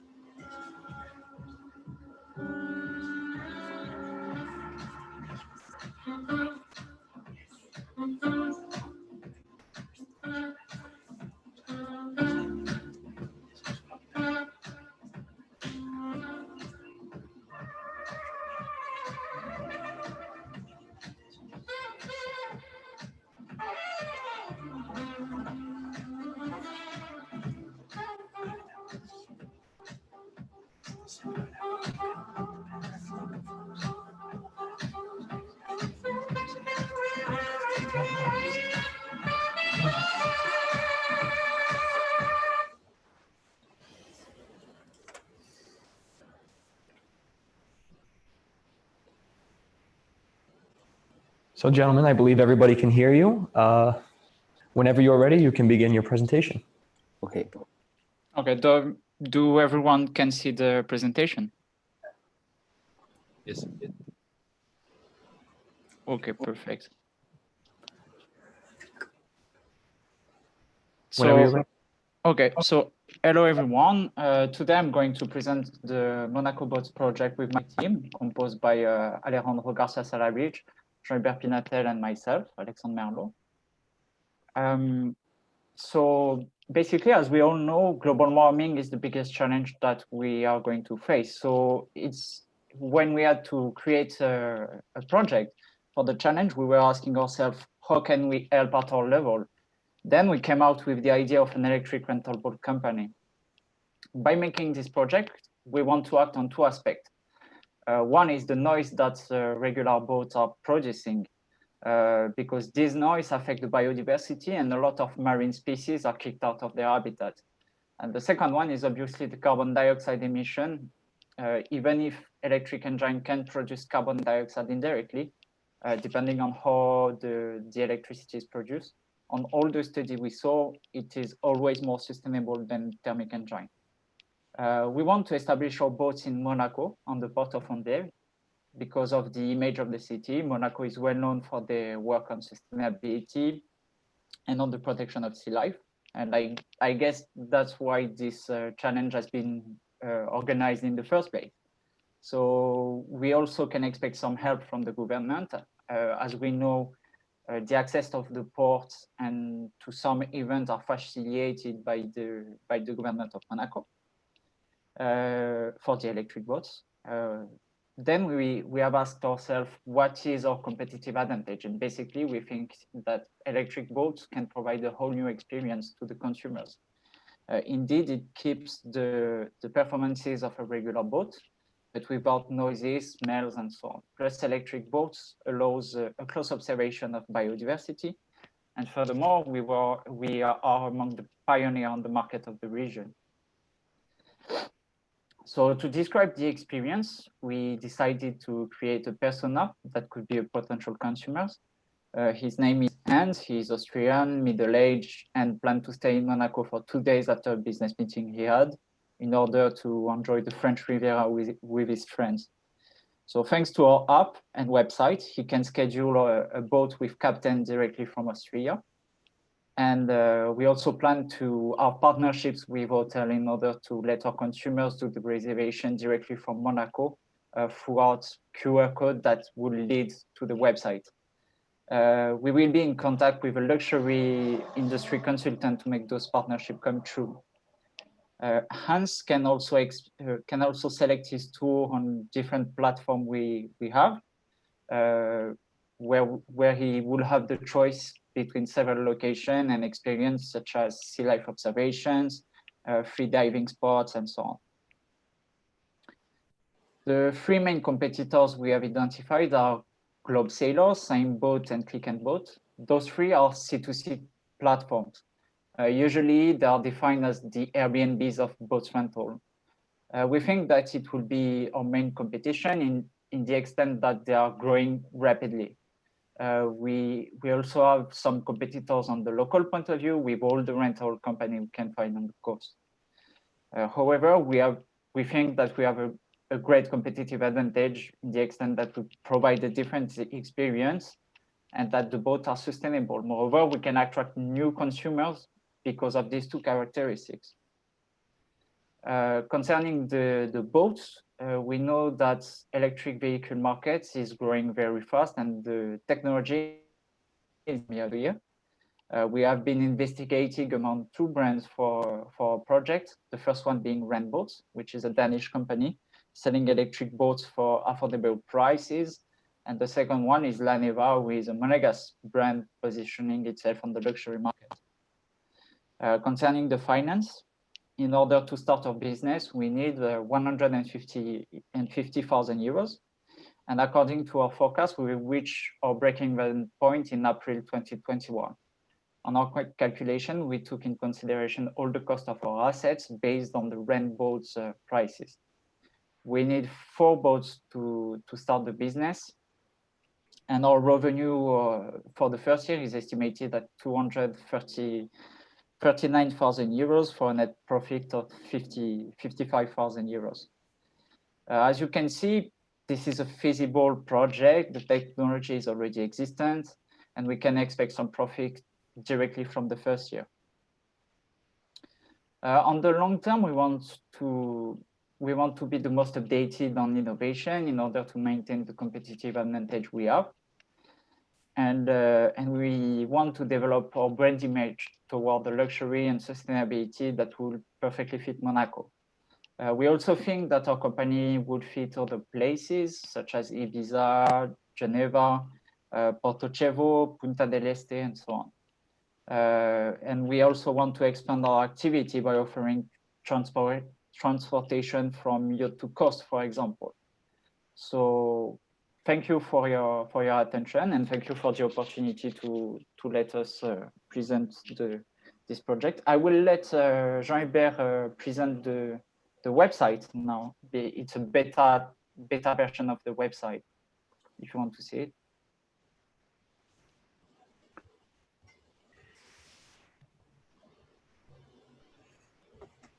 So here we can see about Monaco boats. So Monaco boats offer a beautiful selection of daily electric boats brands. So here we put some picture of the boat available directly on our website, and also with the price. We also put a little service description. We also want in the future to put another page on our website where you can directly see the people from our network. It's for this reason that we are talking currently to some places to do partnership. And there is also a section book online where you can simply click on book and choose your time frame. Thank you. Okay. Thank you very much. So we will move in again to the 12-minute round of questioning, and I will start again by asking if any of the judges within the Zoom chat have any questions before we move to the judges within the room here. Any takers up there? Yes, please. Please. Hi, thank you. Hi, and thank you for your presentation.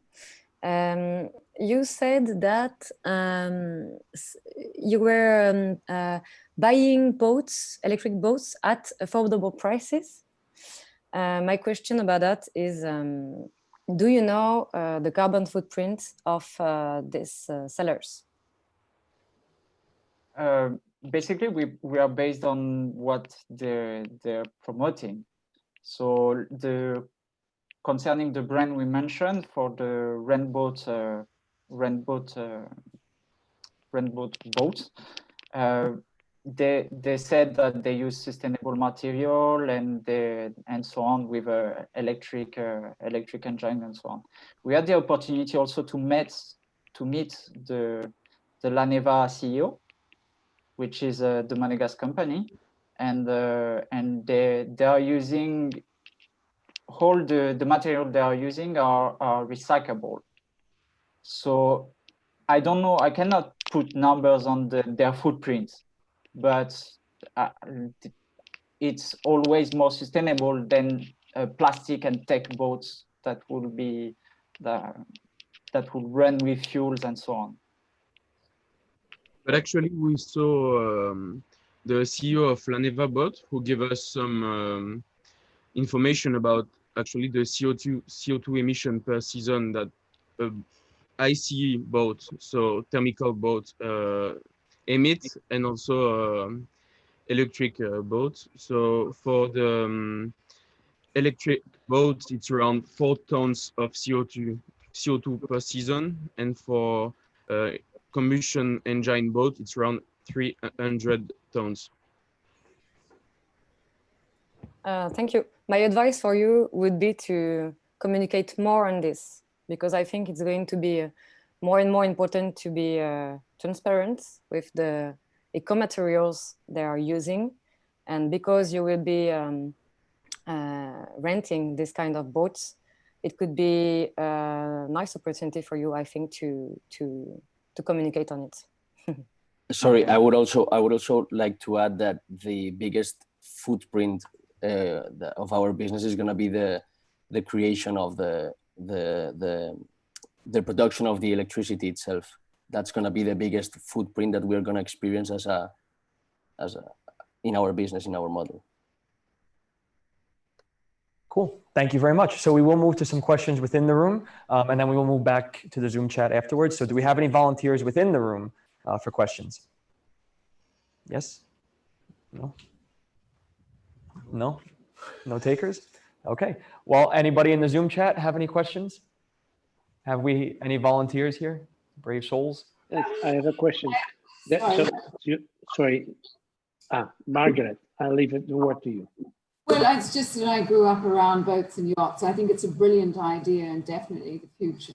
I mean, we cannot keep going the way we're going. We'll see. So I think as your colleague Marianne, our colleague Marianne said, I think focusing on the environmental pluses, the fact that you maybe can use recycled plastics as well, that you can, emphasize that they're really, really green boats, and some sort of little give back in a way, just constantly reminding people, do you really want to pollute? What happens on the toilets on board and the cleaning? Make those green too.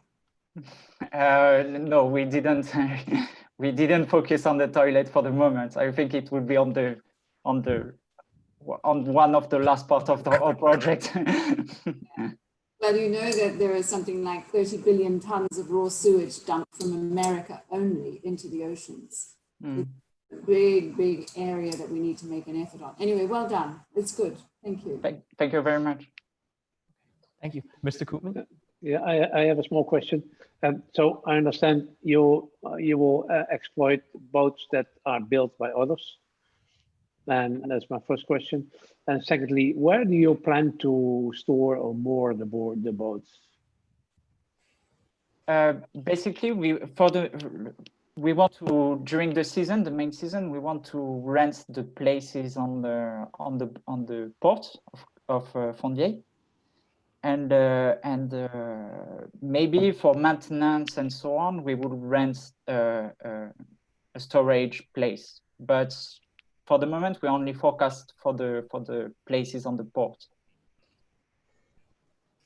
Did I see that in your business plan, that the mooring costs, because Fondier is rather expensive? We took it in account on the cost that we said on the presentation, but on the business plan, I don't know if you read the business plan that we sent a few months ago. But a few months ago we were focusing on Cap d'Agde for cost purposes. But now we switch out to Fondier in order to be in Monaco in the most for the image of Monaco and so on.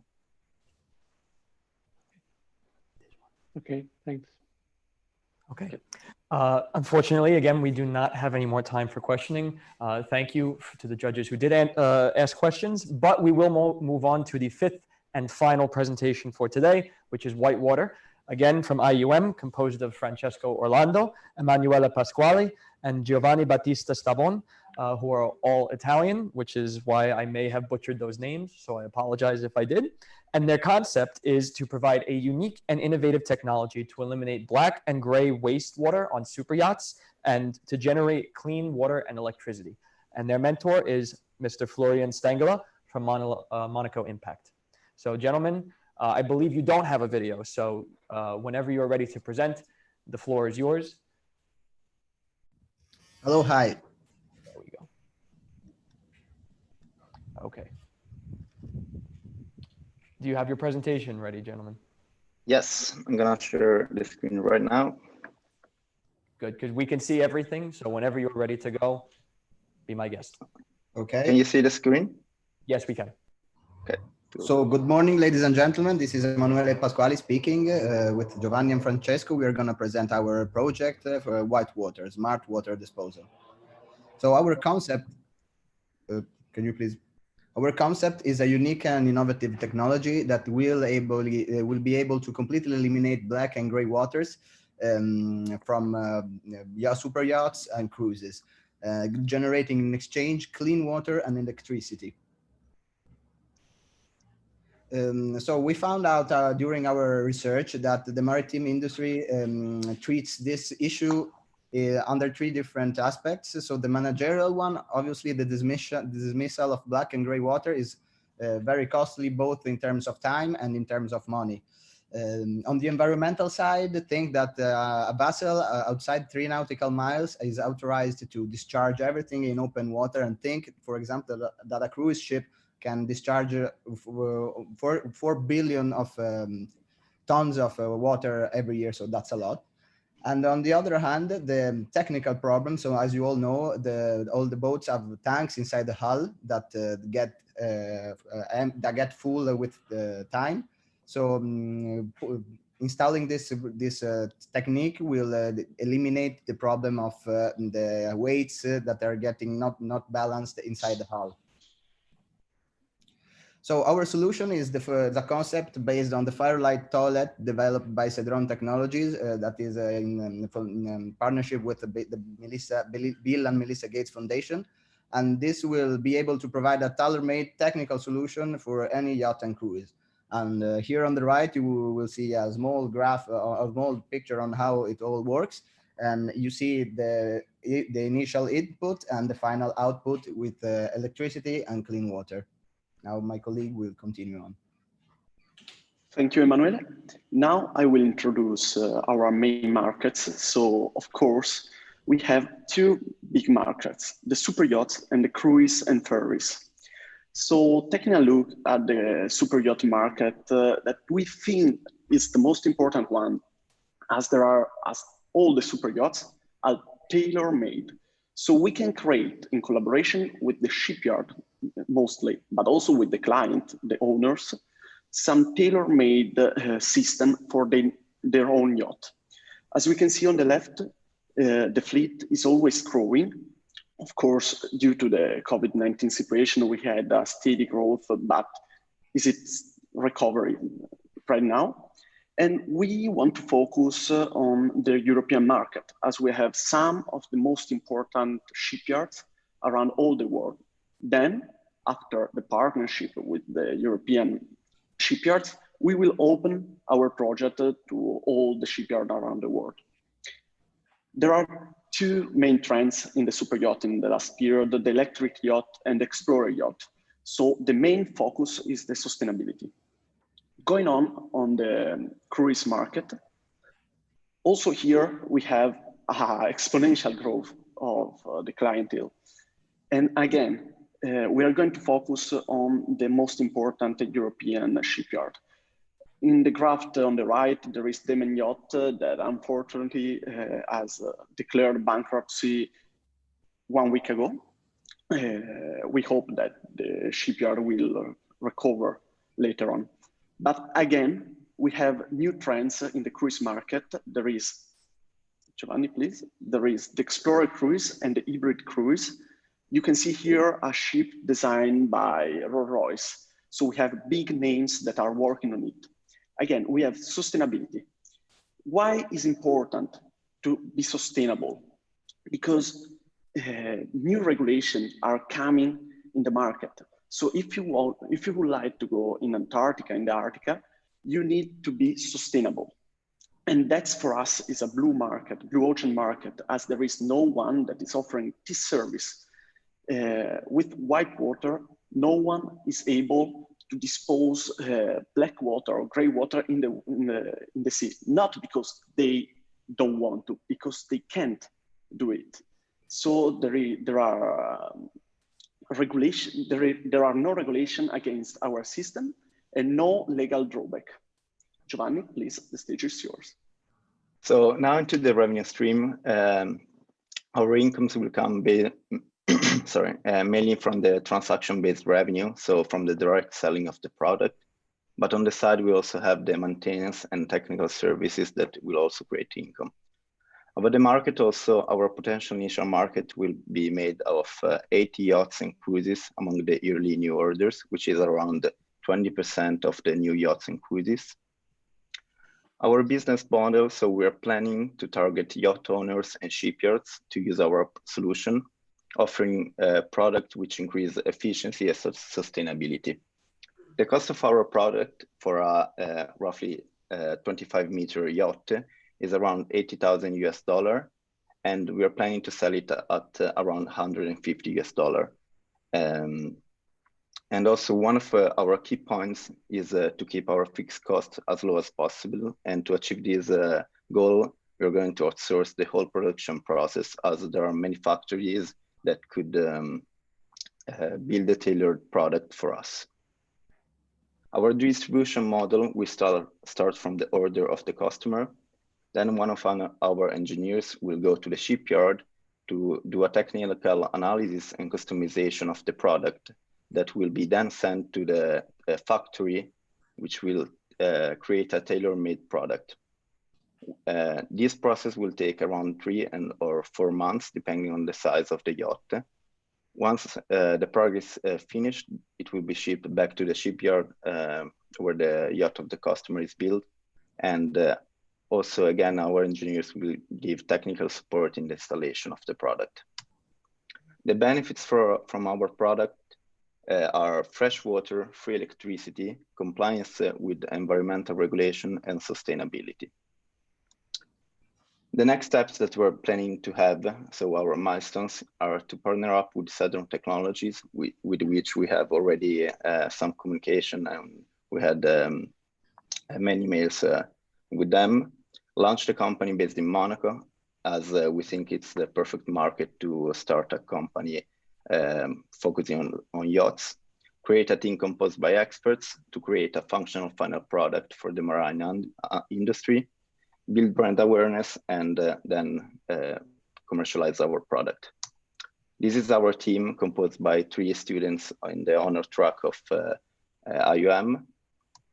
And this was our presentation. Thank you for your attention.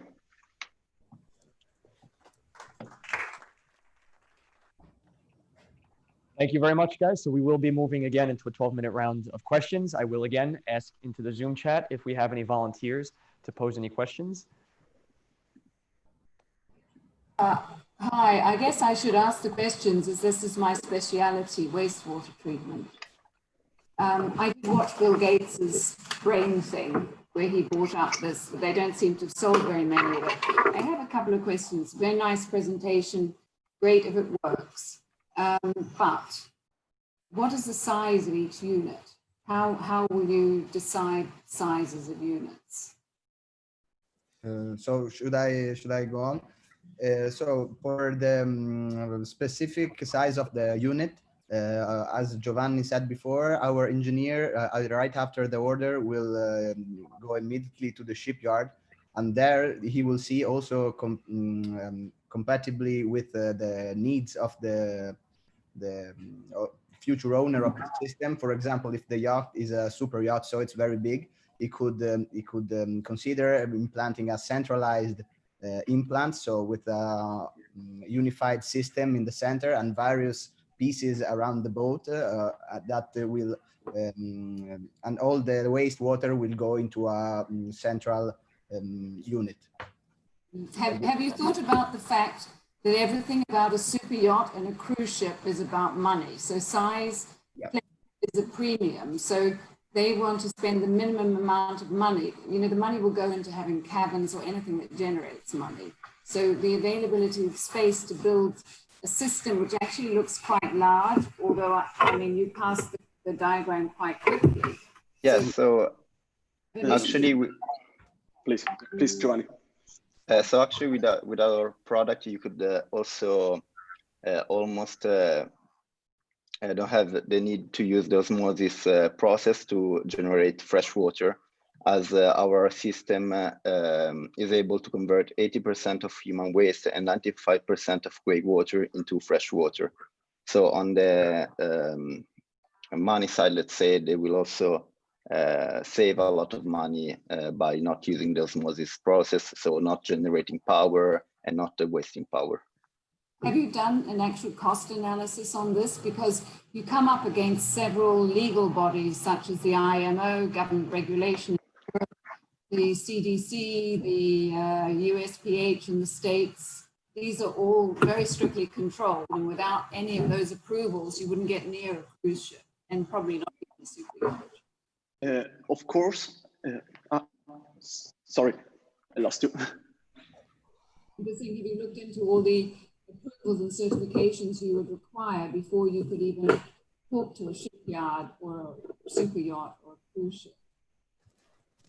Yes, of course, there are these drawbacks that are no drawbacks about many controls at many different companies or organizations, like the RINA one, but still we don't have. You need things like USPH approval, CDC, you need IMO certification before you could even suggest to put wastewater management. Also, I see you're burning things. Is there a risk of fire on board if you have, how do you burn it? Is it through a furnace, you know? Yeah, so nothing is actually burning, it's only from the heat of, so it's only heat, there is no combustion. Okay. And if you had, say, 3,000 people, what size would this be? So we think that since the coronavirus exploded, the cruise ship market will overall, I would say, at least for the immediately following years, will pass in a second round, because cruise ship, we think, will take a bit of time to start running again as they did before. So we could actually more realistically think on how to implant this on a more medium to small size yacht. So this is our short-term goal in the. I think if I was in your position, I'd be looking at size, because if you look at a super yacht with 50 people on board, there is no legislation requiring them to have wastewater treatment system. They're getting away with tanks. The legislation will come, but COVID has disrupted everything. I mean, I think it's a great idea.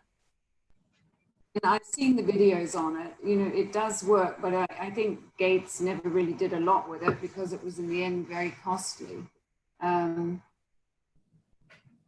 Because his focus was in the developing countries, so he wanted a fairly cheap product. Instead, we are taking this product and develop it and improve it for the marine industry and bring it to a luxury world.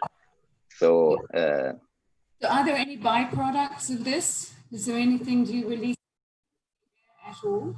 Pardon, could you please repeat? I lost for the. Yeah, are there any byproducts with this system? In other words, do you release anything into the air or the ocean? yeah, so the processor is creating a small quantity of ash, but that could be stored and then disposed in the coming weeks.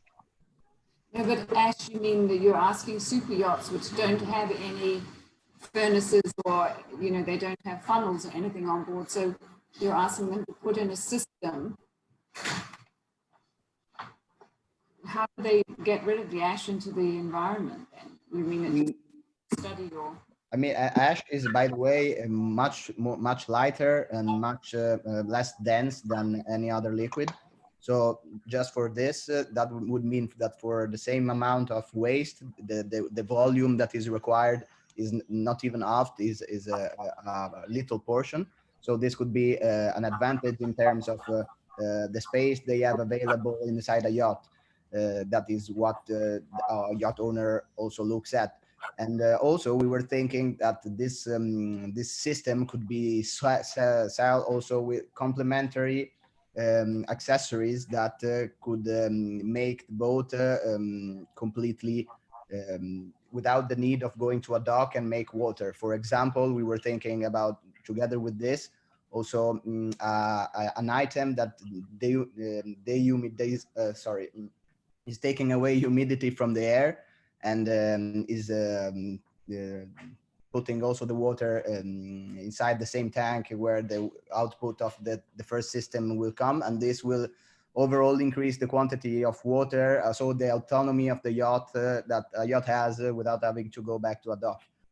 No, it's all great ideas. Have you got anyone interested in doing it? So next step is actually, we've been talking with Sidron Technology, but the next step is actually get the license with them and then partner up with some engineers and develop because as for now, the product is only for one toilet, but is, as the engineers of Sidron Technology told us, is feasible to implement it to a bigger scale. So we still don't have any engineers with us in the team, but the plan is to involve someone. Okay, well, nice presentation. Good luck. Thank you. Thank you. Thank you. Thank you. So we're going to move the questioning into the room here with us. Do we have any questions within the room? Any volunteers? Nobody. Tough crowd. Do we have any volunteers within the Zoom chat then? Otherwise. Have you spoken in Monaco? There are some very good and famous naval engineers who are very active in the super yacht market. Have you spoken to them? We have spoke with our mentor Florian, that helped us to understand the next steps in our project, and of course now we have to understand the feasibility to get the licenses, but till we don't have all the patents and all the systems, we can't work on it. This is our next steps. Now we need someone that support us, that believe in us, and because we as free students, we would like to put all of ourselves.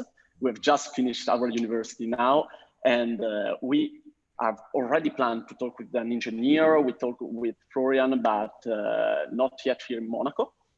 But that's our future, is feasible. We know also Sidron Technology told us that it's completely feasible. It's not their interest. And so we are looking for engineers, for partners, for people that support and believe us. So we are open to all these opportunities. Oh, again here, I don't know, perhaps Florian have spoken to you about it already. Already, since this is really in a very early stage, perhaps you make a presentation to Monaco Tech and they allow you to get into the incubation program, which gives you some space to work from and perhaps some support from colleagues or Monaco Impact members who are in the naval business or have contacts in the naval business. Again, like Margaret said, it's a big investment for a yacht, and it will be quite a challenge to convince the yacht owner. It would be helped with regulations, of course. I don't know anything about the regulations in this aspect. I think it would do good for the ocean pollution, that's for sure. But perhaps it needs some little push from governments. And exactly, we are counting on that, sir. Anyways, we believe that the world is going to push towards a more sustainable way of dismissing a more sustainable way of dismissing everything. But in particular, human waste is particularly under the light, also because of possible pandemics. We saw how easily and fast things can go wrong with organic waste or organic substances. So we think that the world will take steps in this direction, and we are frankly counting on it also a little bit, but it's always a bet. Okay. Thank you very much. So unfortunately, that is all the time we have for questioning now. We are going to move to allow the jury to go deliberate, or in other words, come to a conclusion over who will win each of our multiple prizes that we're offering. So I ask the jury members here to please leave the room and proceed to the jury room just nearby. And for the jury members on Zoom with us, I ask you to check the Zoom chat because there is a link to another Zoom chat for you to discuss with the, oh, by email, I apologize. By email, you were sent another link for another Zoom chat in order to decide who will be the winners of the Monaco Ocean Protection Challenge 2020. In the meantime, we will show videos of what? Wow. In the meantime, we will also be doing an audience vote as well as showing you videos of past editions. You can join us here to vote for your favorite team. There will be a special award just for the audience vote. And you can either scan the QR code right here and it will automatically bring you to the website, or you can just type in this link and go and vote. I hope you were all paying attention too. Make an educated vote.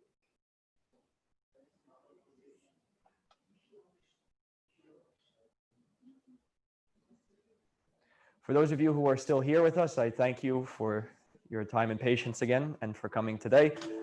We are all very proud to be putting on the show for you, and we hope that you enjoy it just as much as we do.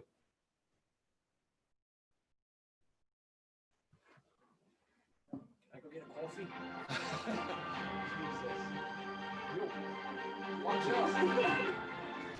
Yo, le pire mec, vas-y tu vois. Je t'ai bien niqué là, je t'ai bien niqué. Oh,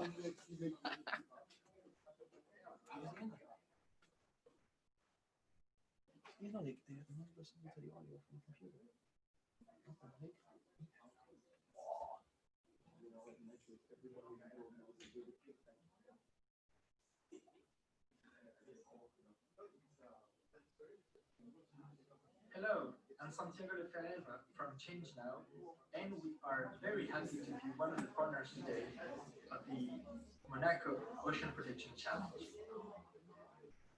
Congratulations to all of you for participating.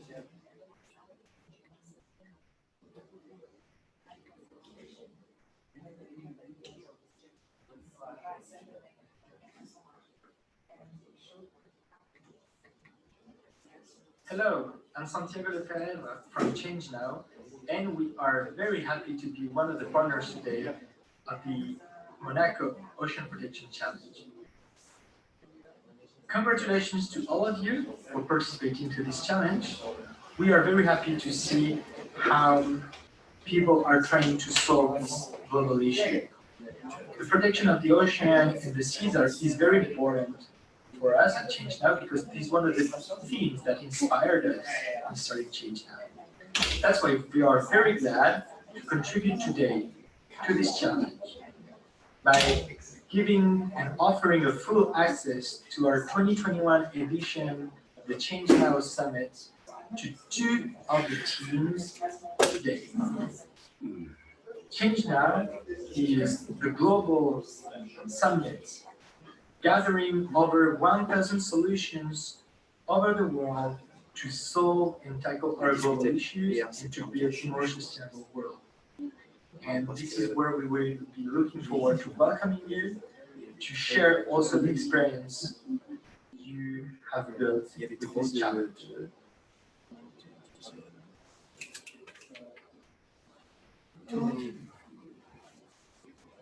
There's too much shit going on at the same time. This is so much. That's it. We should call it. Without the music and everything, it just makes it so much easier. But now we know how to do it.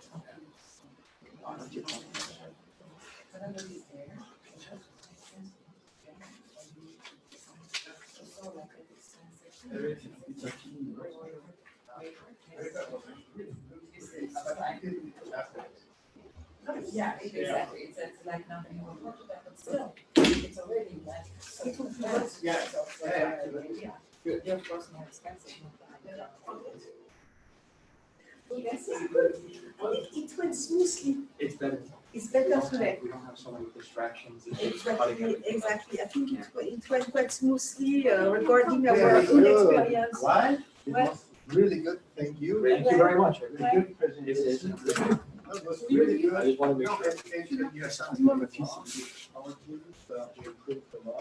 suis là, tu m'entends? Okay.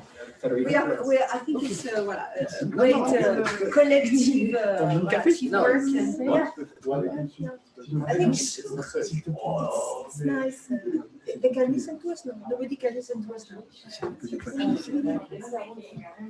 We have to cut this on.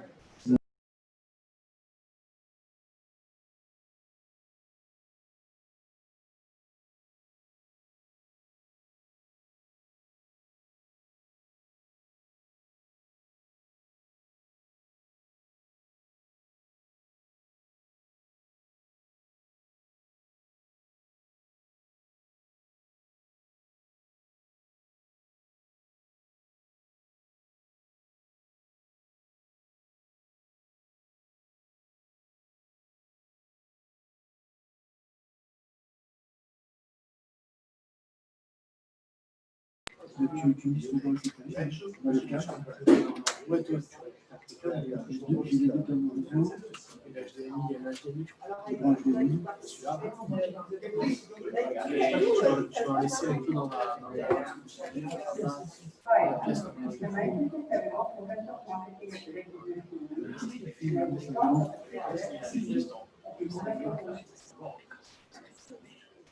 Là, un petit.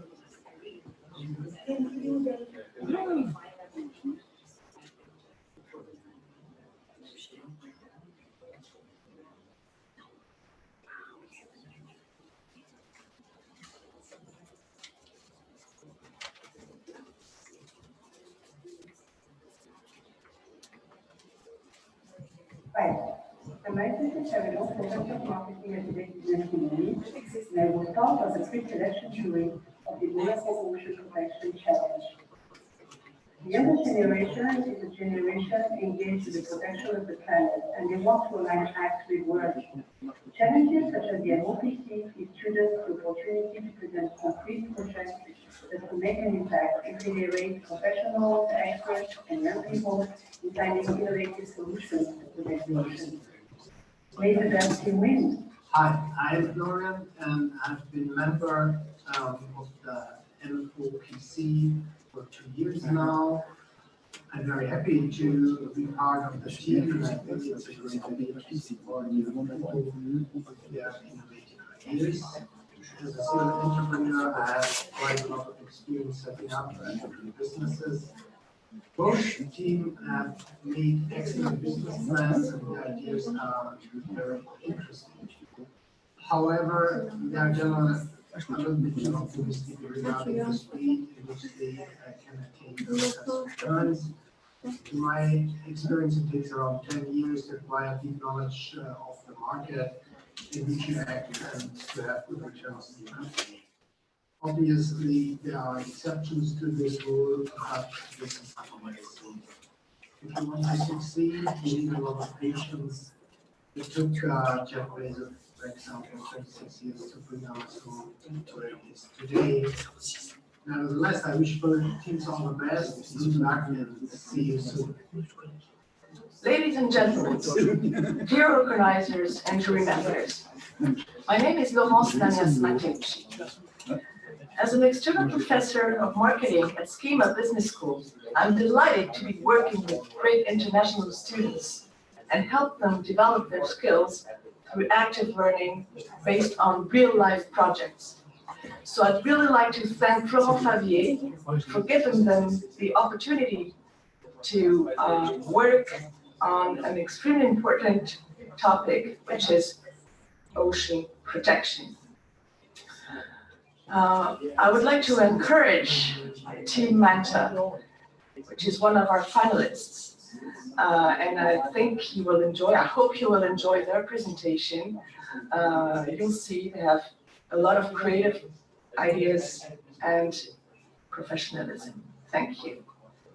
Hello, I'm Phil Plumley, and I was called to be a mentor at the Ocean Protection Challenge. I am flattered to be a part of this, and I feel very, very lucky to be able to spend time with the next generation. And as I went through this exercise and I'm still going through this exercise. I am absolutely hopeful about the future. In this specific case, this young group decides to put together a rental company offering electric boats. And the whole discussion and culture around this is addressing and with a backdrop of climate change. So as a mentor, you get a chance to, give advice if you're lucky somebody listens, share your concerns, but share your network and experience, and hopefully some of that or enough of it is relevant and it enhances or benefits the general presentation. I hope that this opportunity goes to market as it's got all the necessary elements. It's measurable, manageable, and scalable, and it can have a very humble beginning and go very, very far. So I look forward to see that happen, and I'll be an active part of that if they let me. All the best. Looking forward to this challenge and to the D-Day.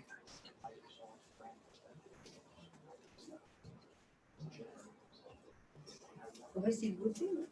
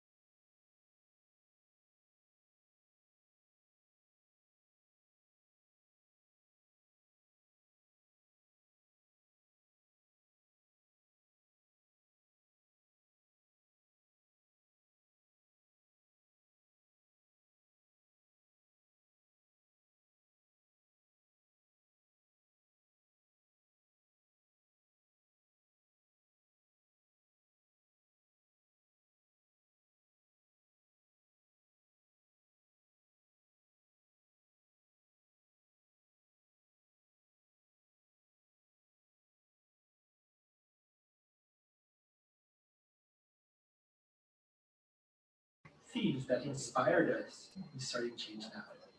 Let's go. I'm Santiago Lefebvre from Change Now, and we are very happy to be one of the partners today of the Monaco Ocean Protection Challenge. Congratulations to all of you for participating in this challenge. We are very happy to see how people are trying to solve this global issue. The protection of the ocean and the seas is very important for us at Change Now because it is one of the themes that inspired us in starting Change Now. That's why we are very glad to contribute today to this challenge by giving and offering a full access to our 2021 edition, the Change Now Summit, to two of the teams today.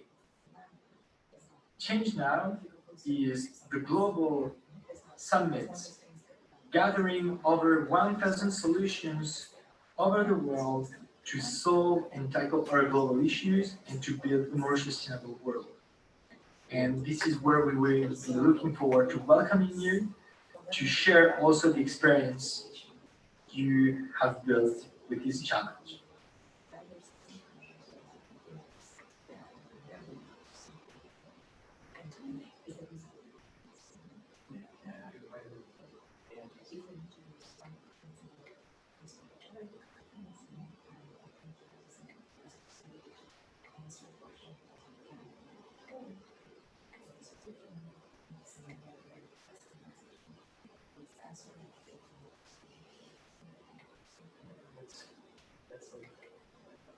Of course, I mean, it's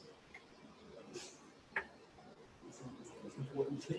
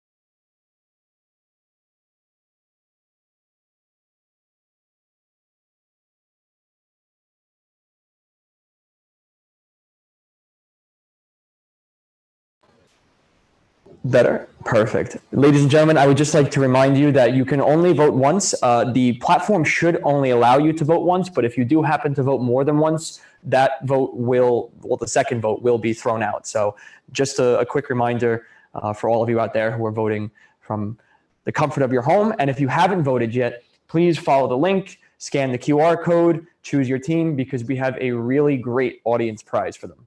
Thank you.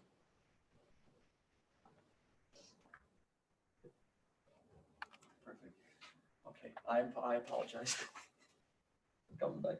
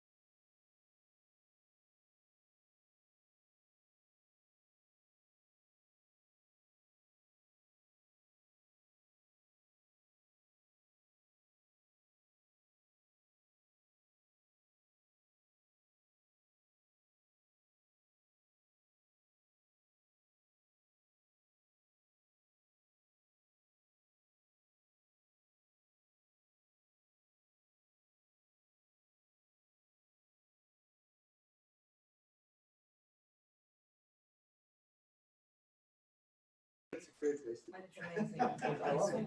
I love it. It's international. Honestly, my network, because I'm an alumni, like I was talking to Brazil, I was talking to Vermont, Nigeria, and my network.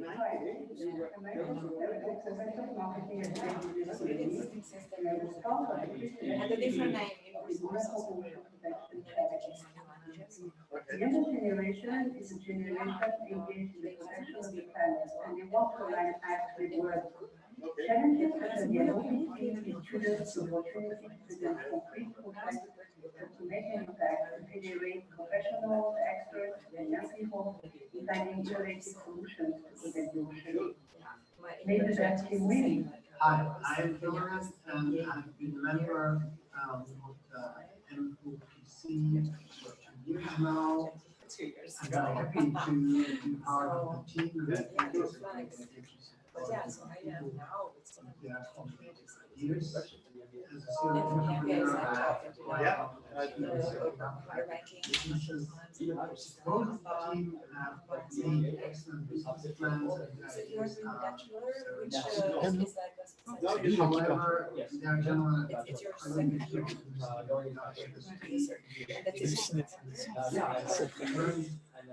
my experience takes around 10 years to provide knowledge market. I would like to have obviously, there are exceptions to this rule, but this is the policy. If you want to succeed, you need a lot of patience. It took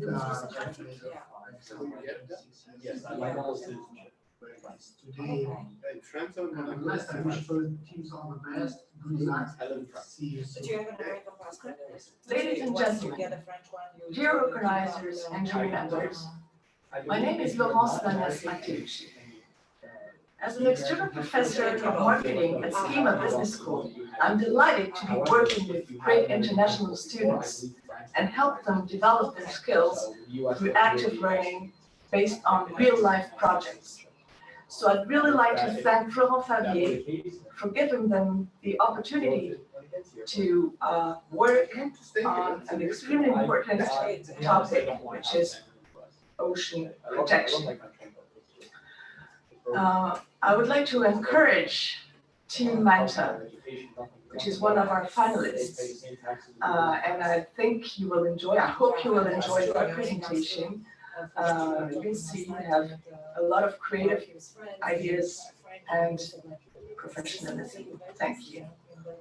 Hello, I'm Phil Plumbing, and I was called to be a mentor at the Ocean Protection Challenge. I am flattered to be a part of this, and I feel very, very lucky to be able to spend time with the next generation. And as I went through this exercise, and I'm still going through this exercise, I am absolutely hopeful about the future.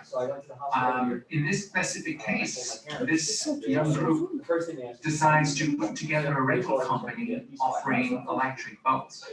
And the whole discussion and culture around this is addressing kind of the backdrop of inflation. So as a mentor, you get a chance to give advice, feel like somebody listens, share your concerns, but share your network and experience, and hopefully some of that or none of it is relevant and enhances or benefits the general presentation. I hope that this opportunity goes to market as it's got all the necessary elements. It's measurable, manageable, and scalable, and it can have a very humble beginning and go very, very far. So I look forward to see that happen, and I'll be an active part of that if they let me. All the best. Looking forward to this challenge and to the D-Day.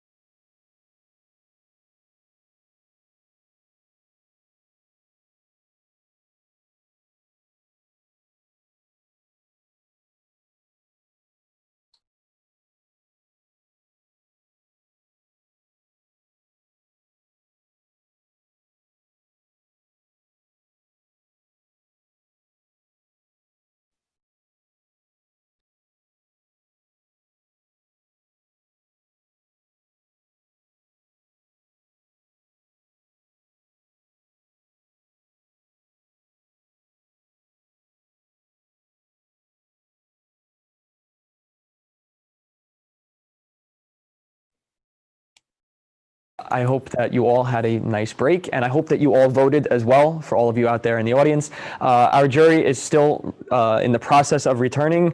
I wonder if they got lost a little bit on the way there. But we do have a few members joining us now. We have slowly everybody is joining the conversation again. Okay, perfect. So as the jury proceeds into the room, continues to come back into the room, we will move next into the actual awards. There are multiple awards, and we are doing the awards this year slightly differently than what is typically done. So we have, rather than having grand prizes and smaller prizes, we have prizes in multiple different categories that are decided by the judges themselves. So we have pretty much everybody back in the room again. Okay, so we are going to start with our first award, which we are waiting for. Okay, we are waiting for two other jury members. So we are waiting for them to enter into the room. Okay. So we have two jury members that we're still waiting on right now. That means I am here to entertain all of you. I hope that you've enjoyed it so far, and we'll be getting into the meat and potatoes of this very, very shortly, so that all of you can go and all of these teams can go and celebrate their fine work over a nice pint at the bar.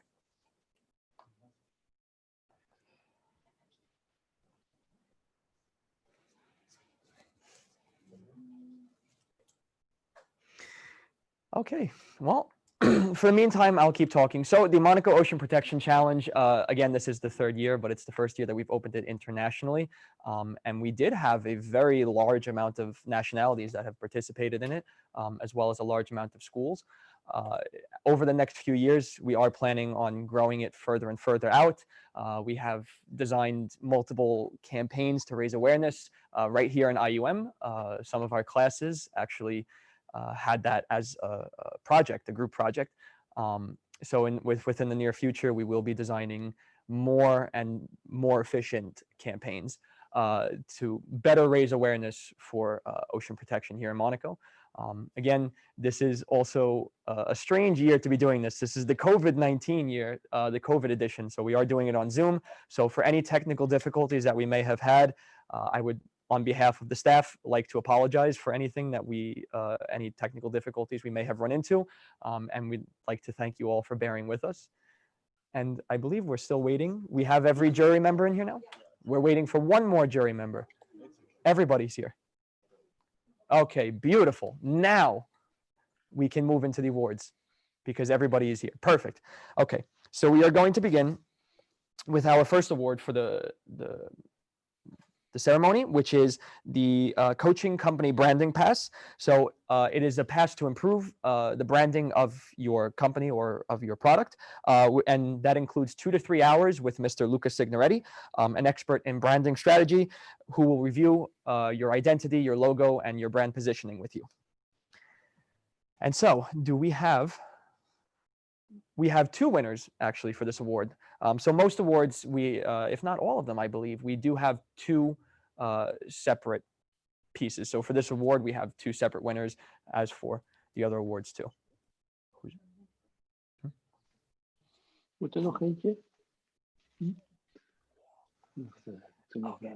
I would like to invite the director of IUM, Mr. Jean-Philippe Muller, to present to you the award for the Coaching Company Branding Pass. So the two winners for the Coaching Company branding are Venus to Sculpture and Whitewater.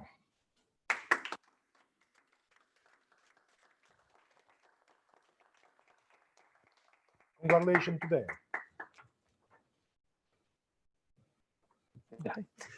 Okay, congratulations to both of those teams. And we will actually now be moving on to our second award, which is the Young Monaco Impact Member Pass. And what this includes is a membership to Monaco Impact, which is an entrepreneurs association in the Principality of Monaco, as well as participation in all events, including networking activities for Monaco Impact.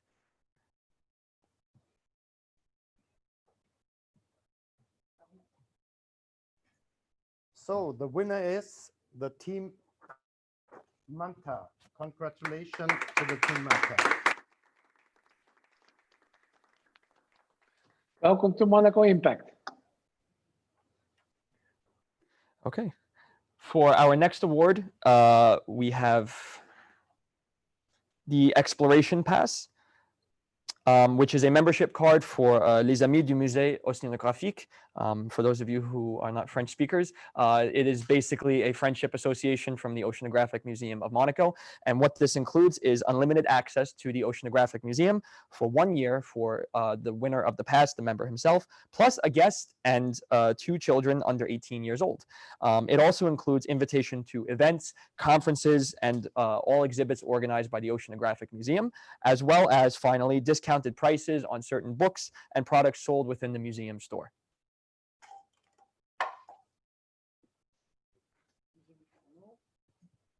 And we're happy to offer this past exploration to all the participants to this edition, both because well, all the teams have done a great job, and we were really happy with their involvement in this year's edition, and also because the ocean is for all and everybody. So we're really happy to share this passion with all of the teams. So thanks again for participating.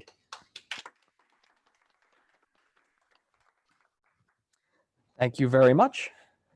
And so the next award that we will be handing out tonight is the Change Now Pass. Change Now is a group that focuses on international change through entrepreneurship. So the winner of this pass will receive the ability for their team to attend the International Change Now Summit in 2021, as well as the opportunity for the team to actually present their business concept at this summit. And finally, with travel expenses to Paris paid for the entire team. So that would make for a very fun vacation. So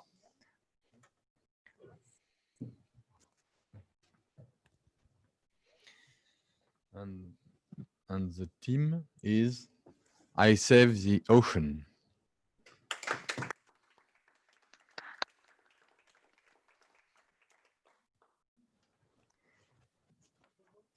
And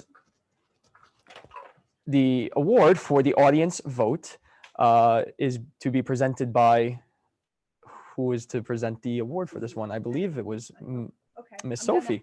Please come on in. Yeah. Okay. So we had a very popular, let's say, teams on the social networks, because we reached more than 100 participants for the vote. And the large majority of these participants voted for Monaco Boat. So Monaco Boat win that pass to attend the Change Now meetings in Paris. Congratulations. Okay. That is the end of our awards. So with that said, thank you very much for coming today.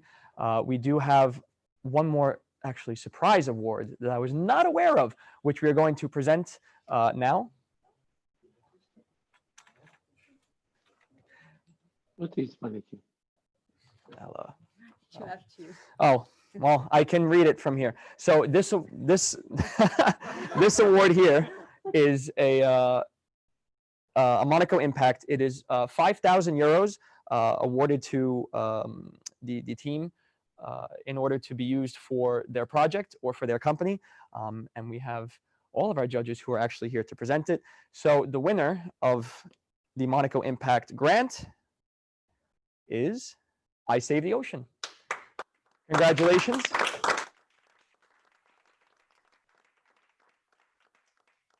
Congratulations. That was a surprise award. So yeah, it was a little bit of a secret that was kept there for you guys at the end. But to all of you who are in the crowd, thank you very, very much for coming. I would also like to thank our judges. I would like to thank our partners and our sponsors. I would like to thank all of these fine people who have been working here in the on the technical side of the Monaco Ocean Protection Challenge this year. And I'd like to thank all of you viewers as well. And I hope to see all of you next year.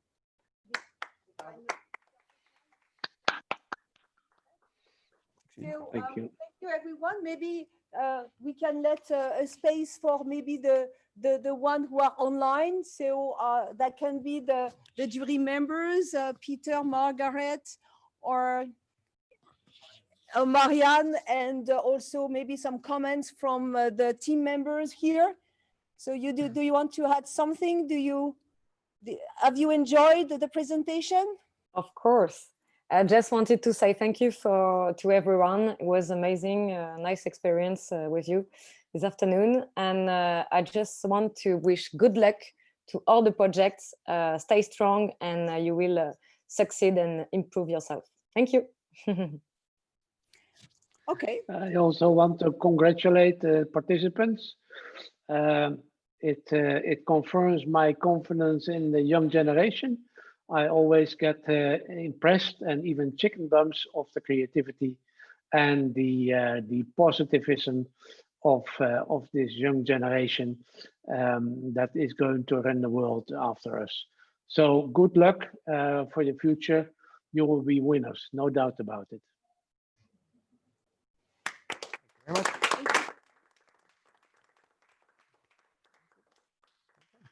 So again, thank you everybody for coming, for taking the time out of your day, for coming to enjoy these presentations along with us. Thank you to everybody who voted, because that basically made an award. So thank you for that vote.